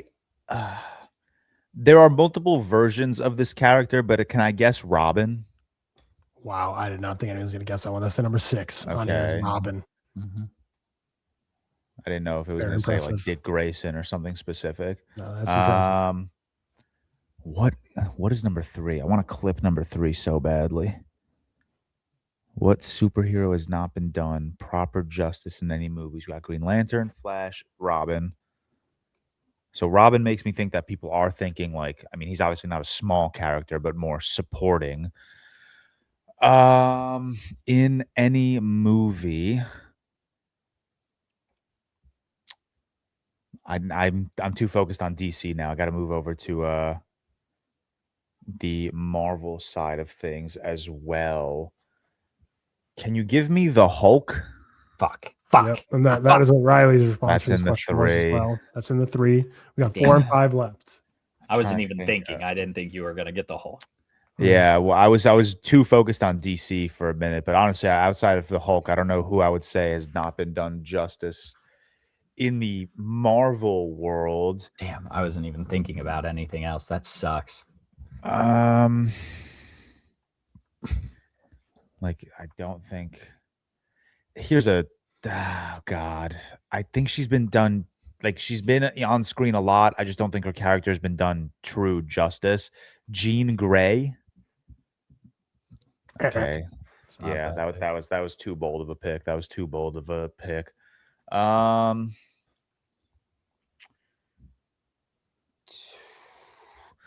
right, this is also probably a bad pick. Can I go Sam Wilson? Yeah, Anthony Mackie hate. I can't. Yeah. I forgot to spin the wheel, so you get a couple seconds to think, Cam. But how much points are you playing for here? It sucks. Pause. Ooh. That's terrible. Really I guess if you don't steal, it lessens George's lead. Yeah. And I'm not like feeling the best. Wait, what do you mean it lessens my lead? Or like lessens the amount of lead you could have gotten. Yeah. Oh, yeah. Okay. I was gonna say I'm not losing points. No, yeah. What superhero has not been done proper justice in any movies so far? Green Lantern. That'd be a diabolical twist if we do the spinning the wheel at the end of after the answering's done. I just have like negative points, so you like clean the board and you're like, hell yeah, and it lands on a small sliver, says this gets subtracted from your total. All right, Cam, we need an answer. 4 or 5. Which one? Who has not been done justice in any movie so far? Which superhero? I don't know. I don't have a good answer. Yeah. I'm still struggling to think. I have Yeah. one name. I had one so much name. time to think, and frankly, I just didn't think you were ever gonna pick the Hulk. And that Well, sucks. I'm sorry, bro. Yeah. Which one me? I think there's one. I'm not going to say anything. Let's try this, just to see if I get points. It's not going to be because he's a main Avenger. Okay, say it. Hawkeye. Not who I was thinking. Not Hawkeye. Yeah, George, who I was thinking Thor. That actually was right below Robin, which I was surprised by. I was like, I feel like who's 4 and 5. I think I love Ragnarok. I think Ragnarok's a good movie, but I think Love and Thunder and Ragnarok, like that Taika Waititi style of Thor filmmaking, really put a sour taste in a lot of people's mouths. That's fair. The number 5 answer: superhero has not been done proper justice in any movie so far. Ghost Rider. Who cares? Yeah, like what are we doing?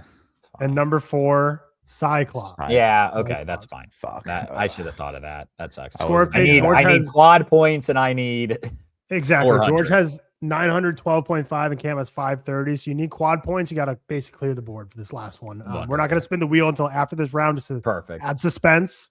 But you need the quad points, small sliver, and you need to clean the board basically. But round 10, final round. Who is the greatest superhero movie villain ever put to screen? Just the villain name, not the actor, not the iteration. Cam, go for it. It's Joker.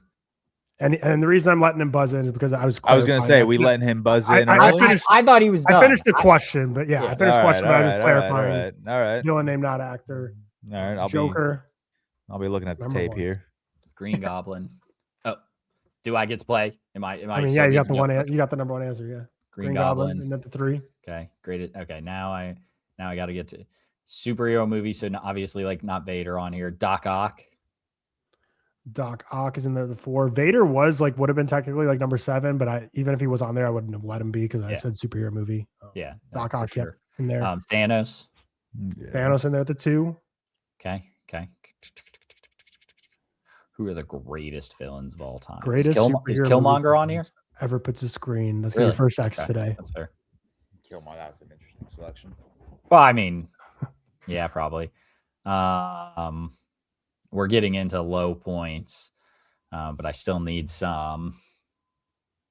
Who's the greatest superhero movie villain ever put to screen? Okay, man. Are there easy ones? There's 2 please get these. 2 please get these. Yes. Like if you don't say one of these, is Lex Luthor on this list? Okay, that's one. That's crazy. That's crazy. I'm gonna be so mad if one specific one is here, and I'm not gonna guess it. I'm gonna be very, very mad if they are here, because I think it's stupid. Fuck it, I am gonna guess it. No, I'm not. Do it, pussy. Greatest superhero villains. Who's like the greatest villain of all time? It's Joker, Thanos, Green Goblin, Doc Ock.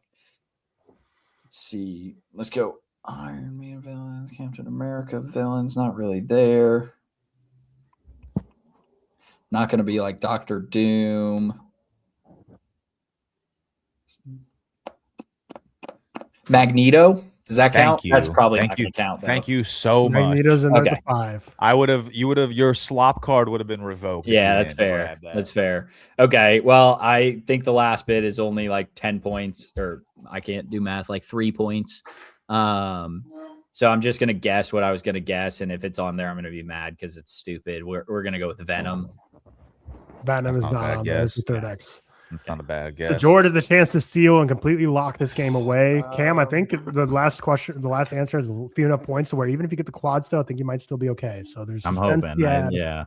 George, who is the greatest superhero movie villain ever put to screen that isn't Joker, Thanos, Green Goblin, Dr. Octopus, or Magneto?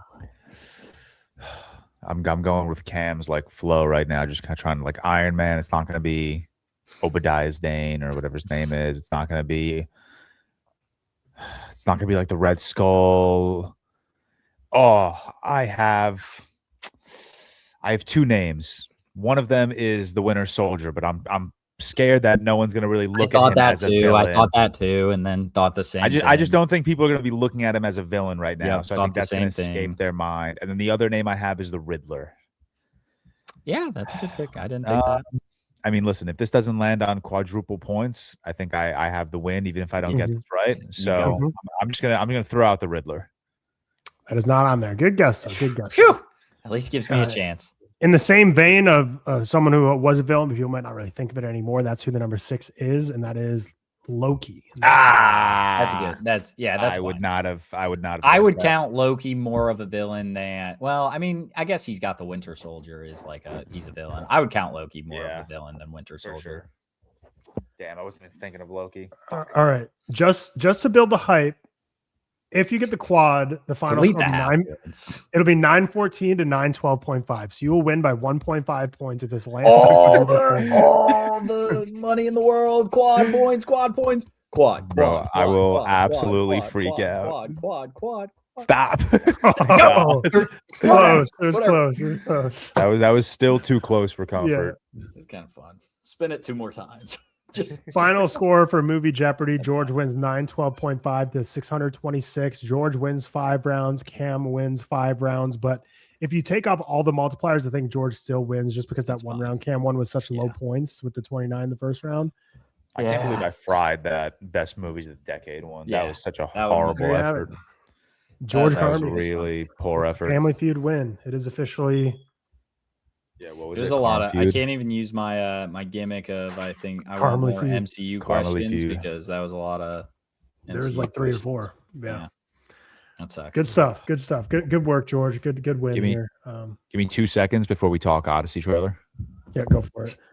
George also, to his point, he also had a half point for one of his round wins as well. So that also like hurt him, but he still got the win. So I think without the multipliers, yeah, exactly.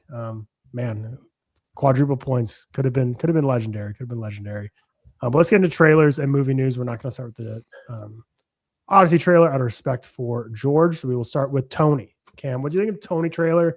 It's starring Dominic Sessa as Anthony Bourdain, directed by Matt Johnson, who did Nirvana, the band, the show, the movie. He also did the Blackberry biopic. What were your thoughts on the Tony trailer? I like this trailer. I think it looks good. I like Dominic Sessa. I don't know anything about Anthony Bourdain. I think the most I know about Anthony Bourdain is that he was in The Big Short, and I think he explained tranches to me, maybe. He puts all the fish in the bucket. I can't remember. So yeah, I don't know anything about him, but I think this trailer looks really good. I really like who's the actress. She's from Coda. Amelia Jones, I believe. Amelia Jones. Happy to see her get some more work. Jones. Shout out Coda. But yeah, I think the trailer looks good. They do the very funny like biopic reveal at the end of like him saying his name. I don't know why. I guess I do know why we do that. I just don't know why we do that in trailers. But for the general movie watching audience, I'm sure it slaps. But I don't know. I like Dominic Sessa. I want to see him do good things. Anthony Bourdain's kind of an intimidating guy because so many people have such a strong connection to him, like deep, passionate connection to him that like he's changed them spiritually as a person. That when you're the type like me and Cam who just don't really know a whole lot about him or have that connection with them, it's feels like we're on the outside looking in a bit. But Dominic Sessa, to me, love him in The Holdovers, obviously, and Matt Johnson as director, love Nirvana, the band, the show, the movie, love Blackberry and his direction in that. So I have all the confidence in the world in this. I think the trailer looks pretty good overall. Excited to see Dominic Sessa in kind of like a big biopic role. I feel like that's kind of the recipe for an up and coming star. You kind of get your break onto the scene, and then you try and tackle a biopic. It's kind of the Taron Egerton approach when he got Rocket Man after kind of breaking on the scene with Kingsman. But yeah, George, what do you think of the Tony trailer? Now you see me. I did not watch the Tony trailer. Okay, that's fair. We'll get to the Odyssey then. Yeah, sorry. Also, I did not know Anthony Bourdain took his own life. I just had to Google that. So I'm sure there's a lot of like emotion and weight to this movie. But I think from the trailer at least, it looks like it's not doing the biopic approach, and that's what is it doing the full life or no? It's doing like a split, kind of like his young chef days. Yeah, that's fair. So I think Did that's you guys ever watch the end of the tour with Jason Segel and Jesse Eisenberg about David Copperfield? No, sir. It's a great. Is David Copperfield? Is that the magician? No, who am I thinking of? Who's? God damn it, David something, the writer. Hold on. The end. I don't know. David why I brought this Copperfield movie. is the magician, though. Yes. Okay, cool. Oh, okay. Well, So I'm being stupid. Miscellaneous ball knowledge right there. Yeah. Should have ball put knowledge. on that Family Feud. David Name- Foster Wallace. Mm. Idiot, bro. So not the right person I was thinking of. But the trailer George wanted us to wait a second to talk about is the Odyssey. We got the new trailer for Christopher Nolan's Odyssey in theaters July 17th. It is right around the corner. Endless discourse about daddy, American accent. So what are these accents? Big week for accents and big week for linguistic accuracy. What are you guys' thoughts on the Odyssey trailer? Yeah, I mean, everyone's a historical accuracy fuckface right now. Not a real story, by the way. Not real. And my Twitter is pissing me off, bro. No, I thought the show was sick. I stayed up to watch shit on Colbert, which I mean, it's not even that late. I think by the time it started to like play on Colbert, it was like 12:15, so it wasn't like too crazy. Is that first ever Colbert watch? I've never watched Colbert. Probably, I think so. I'm not really big into Colbert. I thought his show was just painful to sit through because like he did a bunch of segments before he got to Nolan, and I just don't think he's a funny person. I've never watched stand up or late night. I mean, of any kind. Yeah, I don't unless there's like a clip the next day of an interview that intrigues me. But I stayed up for the Odyssey trailer. I love the trailer, man. I really do. It got me hype. No, did not get me as hype as the Dune 3 trailer. I will get that out of the way early. But like I've been saying, it's the Odyssey, man. It's Christopher Nolan adapting the second or third biggest piece of literature ever. And it's Greek mythology. So like, I'm obviously going to be vibing with it completely. I loved everything we saw in the trailer. I think Hoyte van Hoytema is just going dummy with some of his shot selections. I love the practicality of a lot of things that we're seeing, the Cyclops, the whirlpool shit. Absolutely insane. Ludwig Göransson's, you get a brief snippet of the score, especially after the point of the trailer where Damon says, "Let's go," and they run into battle. That's where the score really like kicks into overdrive. And I was just levitating. Like I posted on Twitter a screenshot of like my YouTube watch history, and it was just Dune trailer, Odyssey trailer, Dune trailer, Odyssey trailer. That's not a joke. Like I literally am just listening to these trailers while working out. Like that is how aggressively hyped they are getting me. I don't give a fuck about the accents. I could not care less. I saw someone, I'm not going to take credit for this take, and I should have jotted this name down, but someone posted a video on TikTok that was basically like, the reason the accents don't bother me is because this is a 1,000-year-old novel. Why wouldn't you want them to sound like something you can relate to? Like something that feels familiar, which obviously only applies to Americans. People around the world aren't going to feel familiar listening to an American accent. But in my case, it's like, yeah, like that's totally fine with me. Like I know a couple of my friends were like, Damon yelling "Let's go" as they run into battle is a little corny. I kind of agree with that. What reference? Soup's reference. Oh, good one. Like it would have been cooler if he yelled like "with me" or "forward." Like "Let's go" in the Odyssey. Sure, that doesn't sound great. Dad in the Odyssey, also fine. Father would have been exponentially better. But I think arguing about complaining about the accents is just, it's just so whack. It's just so whack. And also, like, I know a lot of people don't feel the same way about Christopher Nolan as I do, but like Christopher Nolan could have thrown every single character in a Nike Tech fleece and made them speak with a Jamaican accent, and I still would have been on board with his iteration of the Odyssey. Like, it would have been fucking awesome. So I'm hyped. The trailer really got me hyped, man. I think there's just some things in movies you don't necessarily need to get mad at. And like, I think I saw a tweet this week of like Enola Holmes 3, like a first look at it. And Millie Bobby Brown has like gel on nails on. And yeah, 1845 or whenever Enola Holmes is set, no gel on nails, sure. But like, of all the costume design and just idea, are we getting mad about this? And of the big blockbuster Christopher Nolan movie, are we really getting mad at just them speaking how they speak, no one doing accents? I mean, again, it's not a real story. It's fake. For all we care, this could be set in, I don't know, 2025 New York, but like without the phones. Like, it's not a real, it didn't happen. This is fake.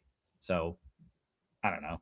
whatever. I think what's crazy is just like, and this isn't just an Odyssey or Nolan exclusive thing, but when people just think like filmmakers don't know what they're doing, like when Nolan has dad and daddy in there, I promise you, multiple people in the script revision process read that and like, oh, you sure about putting it in there? Or when he wrote it, he didn't just write, oh yeah, it's my dad. I'm gonna write dad. He very intentionally selected dad instead of father. Same with the scene where Matt Damon yells "Let's go" and he's running away. Like people were screen grabbing that and be like, Nolan sucks at framing his scenes or whatever. I'm like, don't you think Hoyt Van Hoytema very intentionally knows what he's doing with how he's framing that? Same discourse that I always have, which I'm a little more on an island about, but whenever anyone's like, oh, in Tenet, you can't hear anything, or Christopher Nolan sucks at sound mixing. Yeah. Don't you think he knows exactly what he's trying to do? He doesn't want, this is a guy who, you see pictures of him at Universal Studios. He walks into a little IMAX theater all the time to watch his cuts of the Odyssey. Like, bro knows exactly what it's going to sound like in a theater and is choosing it that way. No, he's not colorblind. It's not like a, this isn't just like debut, this isn't three dudes making a movie on a $5,000 budget. It's not Kane Parsons sitting in the mixing room like doing it himself. Like it's got 40 people. Christopher Nolan and Hoyte van Hoytema and Ludwig Göransson. There's a combined 10 Academy Awards there. It's ridiculous. But again, I think Nolan brings out the discourse more than anyone else. I mean, that's what the beauty and the annoyingness that comes with being the biggest filmmaker on the planet. But I thought the trailer looked fun. I agree. I think it does sound jarring, but like other people have said, in a 2.5 hour movie, if the rest of the dialogue is similar tone, then it's not going to be as jarring to hear it as you are in the quick cut trailer. But yeah, I agree. Doom 3 trailer moved me more, but they're very different movies and very different things are approaching. I'm excited for this. Seems like another Nolan story where he's, trying to get back home, missing his family. What I think is so funny is I can't remember what movie we were talking about this on the podcast, but I've mentioned this before. But filmmakers who make movies about how much they regret being away from their family, making movies, and like how much they miss their family, and they like make that through their films, which Nolan does a lot. It's like, hey, Christopher Nolan, how about don't make the Odyssey and just spend 2 years with your family instead of leaving your family to make a movie about missing your family. And I mean, I'm saying that tongue in cheek. Like I get it's your job and it's your passion, but I just think it's funny how like some filmmakers just make so many films about how much they regret leaving their kids and not getting to see their kids grow up because they're out making movies. It's like, how about just don't make one of those movies? If you're gonna make 5 of them about missing your family, just like make 4 maybe and just spend like 2 years with your family instead of making it. Yesterday we went to dinner after we saw Billie Eilish. It was me, Sophie, Hannah, and Hannah's boyfriend Bryce, and we started talking about the Odyssey. And Bryce was he was basically like, I'm really preparing for this to just be the most dog shit movie ever. He's a big Nolan fan. Obviously, he doesn't really think that, but he's just like, maybe there is a chance it sucks. And I was like, if that's the case, no one in the world will hear from me ever again. I'm off the pod, deleting all social media, leaving. I'm gone. I'm absolutely gone. But also, here's an interesting question. Like, let's say the Odyssey is like very, very successful. Like, let's say it is like, not Oppenheimer good, but let's just say it's a good movie. Like, where does Nolan go after this? Like, what? Like, he's already done Batman. Take a break. Go home. That's his next movie is his Odyssey, just going home. Yeah. And a Beau is Afraid style, yeah. He did Batman, the biggest fictional character of all time. He's doing the Odyssey, the biggest piece of what is he gonna do? The Bible next? No, give me a Nolan Western. Nolan Western. Dude, I still want to know. Remember before it was before the Odyssey when people were like, oh, we're getting a Nolan horror movie. And then it was like, oh, we're getting a Nolan movie about helicopter pilots. Do you remember that discourse? Yeah. The helicopter pilots one was funny. I do remember so jokes. Bro, but I mean, when you think about filmmakers trying to push the bounds, it's like usually space is where you go to first. Has he made a very much underwater movie? Maybe we need like the Abyss style. Has he done space?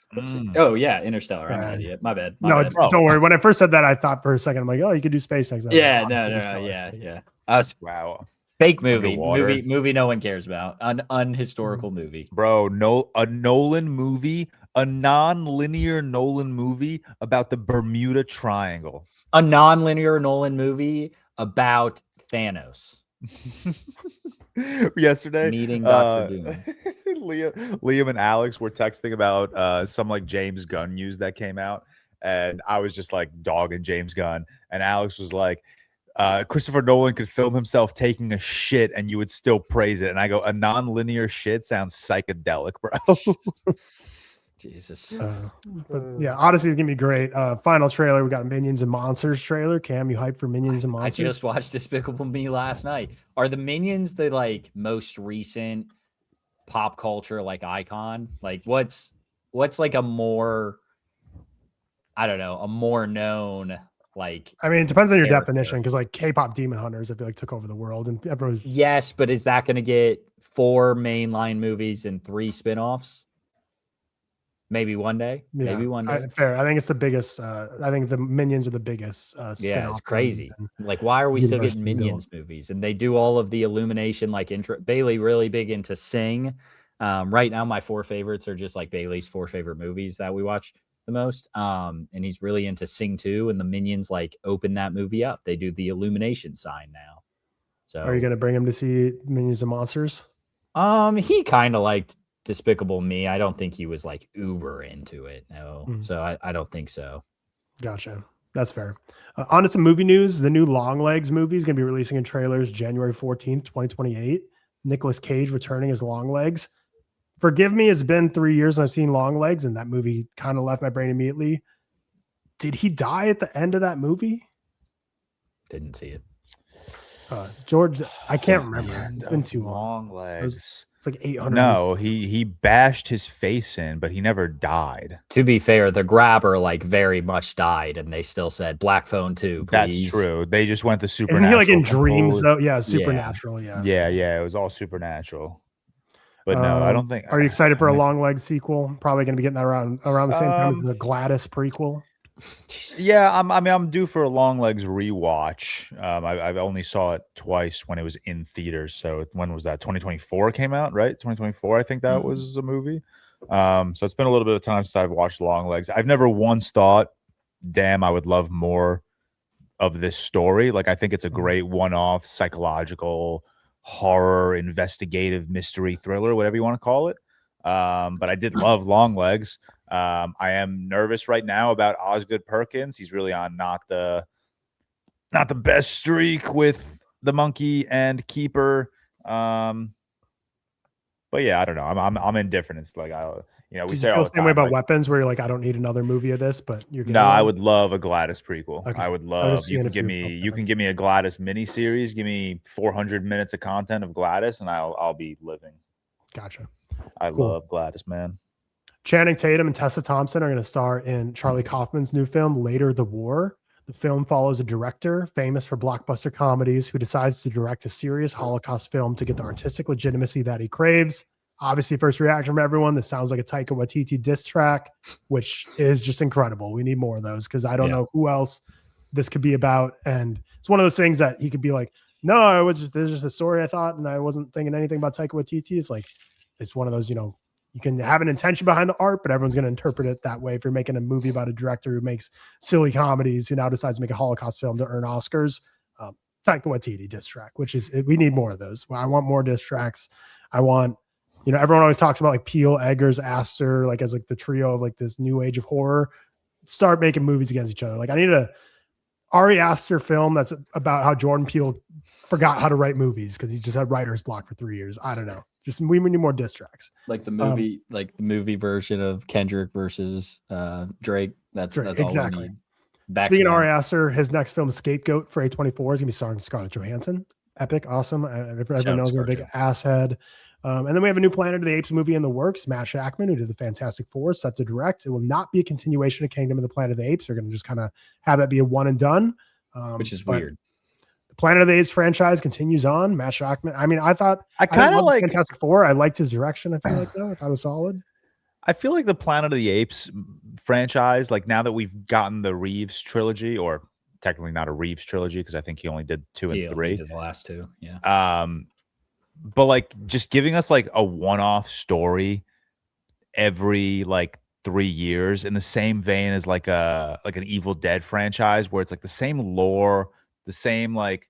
But how many times can you do? Like, I feel like Evil Dead. That's what I'm saying. Like Evil Dead hills and yeah, I don't know, but I don't know why. Like, I feel like just like every 10 years we get a Planet of the Apes movie, and like in the movie you jump 10 years in the future and it's like a new setting, a new level of like ape domination or whatever. I don't know. I'm wording this incorrectly, but that's how I feel about the Planet of the Apes franchise. Like, we've gotten the trilogy, we've gotten all the old movies that were all like more or less interconnected. Like, I feel like going forward, one-offs would be fun. What a wonderful day! Remember, or that? Maybe not even like one-offs, because like Kingdom of the Planet of the Apes was about what? Caesar's son, Caesar's great grandson, grandson. I can't remember exactly what the. So like in 10 years, give us a movie about his great grandson and just like continue the legacy of Caesar. Yeah. At that point, though, I just feel like you're making just movies about like. Maybe you're just making like different movies about apes, like just now no humans, and you're making a movie about an ape, which is fine. Yeah.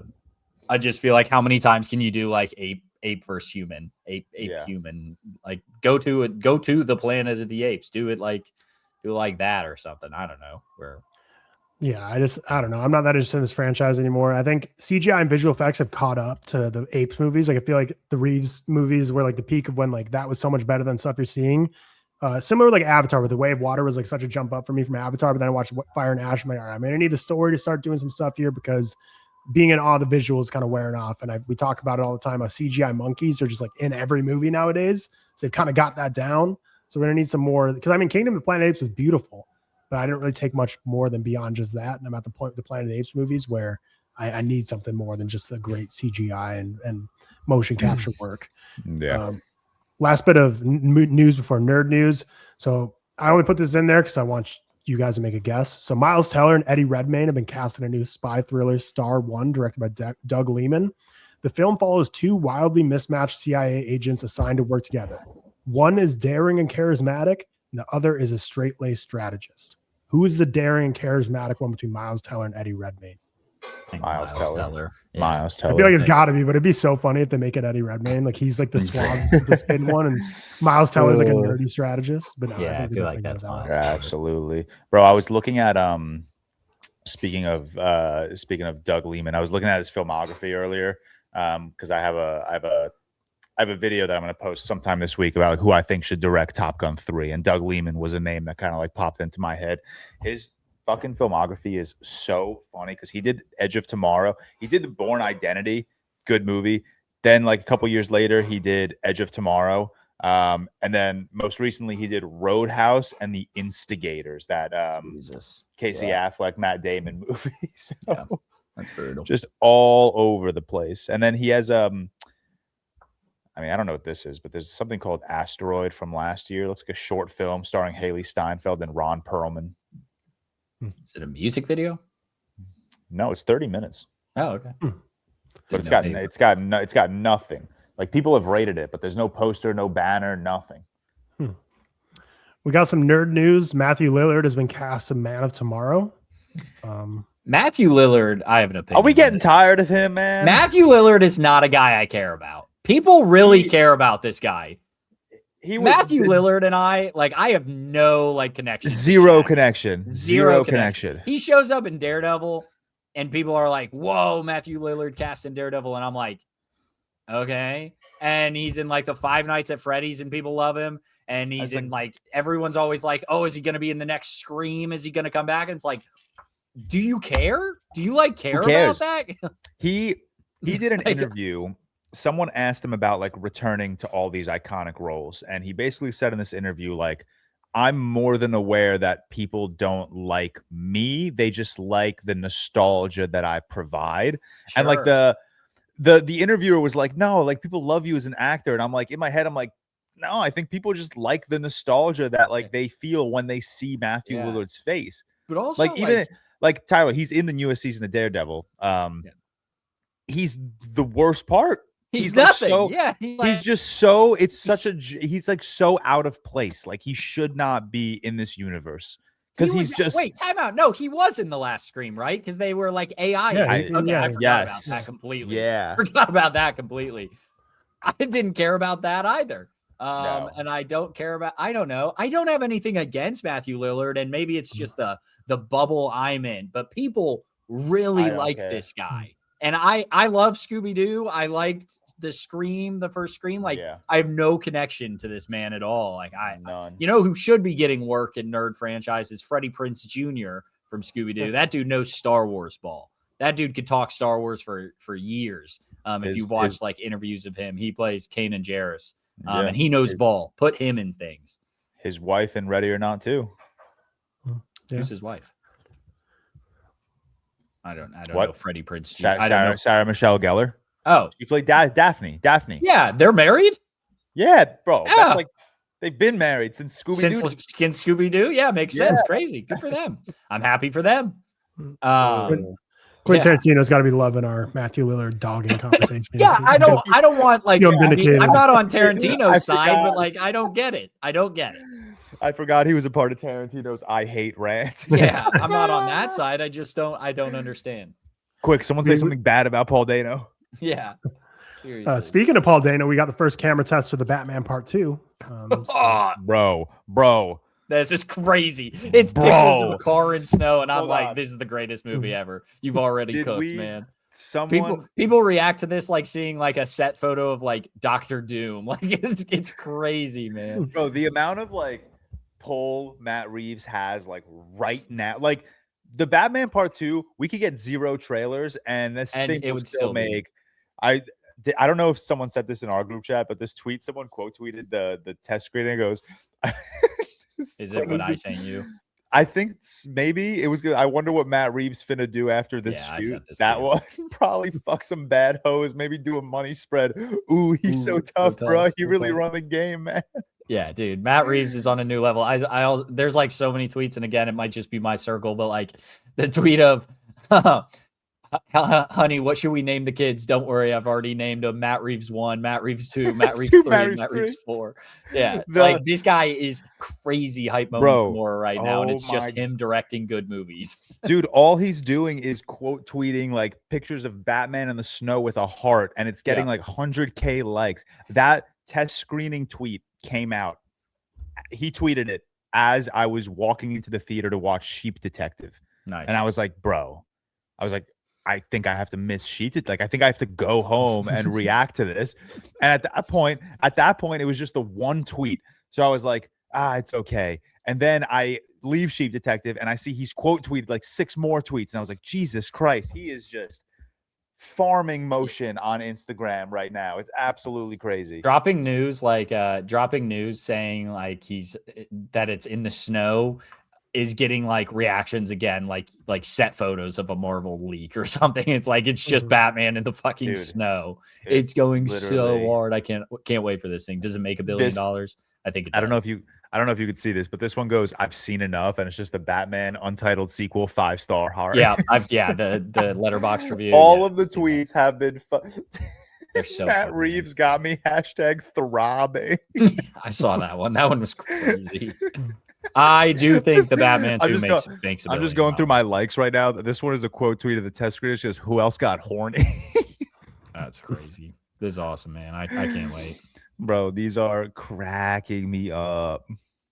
Final bit of nerd news. Greg Mottala is the frontrunner to potentially direct a Deathstroke and Bane movie for DC. He's known for directing Superbad, Paul, and Peacemaker. Yeah. People who want DCU to not be doing comedy is probably going to be in for more rude awakenings. Where I'm at with the DCU is like, I don't get what we're trying to build. I get it. We're not the MCU, but where's Batman? Where the fuck is Batman, dude? And again, I don't get what we're trying to build. You're building a lot of hype for Clayface. Don't get me wrong, but Clayface is like a one-off movie. You're not getting a franchise with Clayface. And also, I can't imagine Warner Brothers wants this thing sustained for 10 years without Batman, Superman, and Wonder Woman coming together. I don't know. I don't know what we're cooking in the kitchen.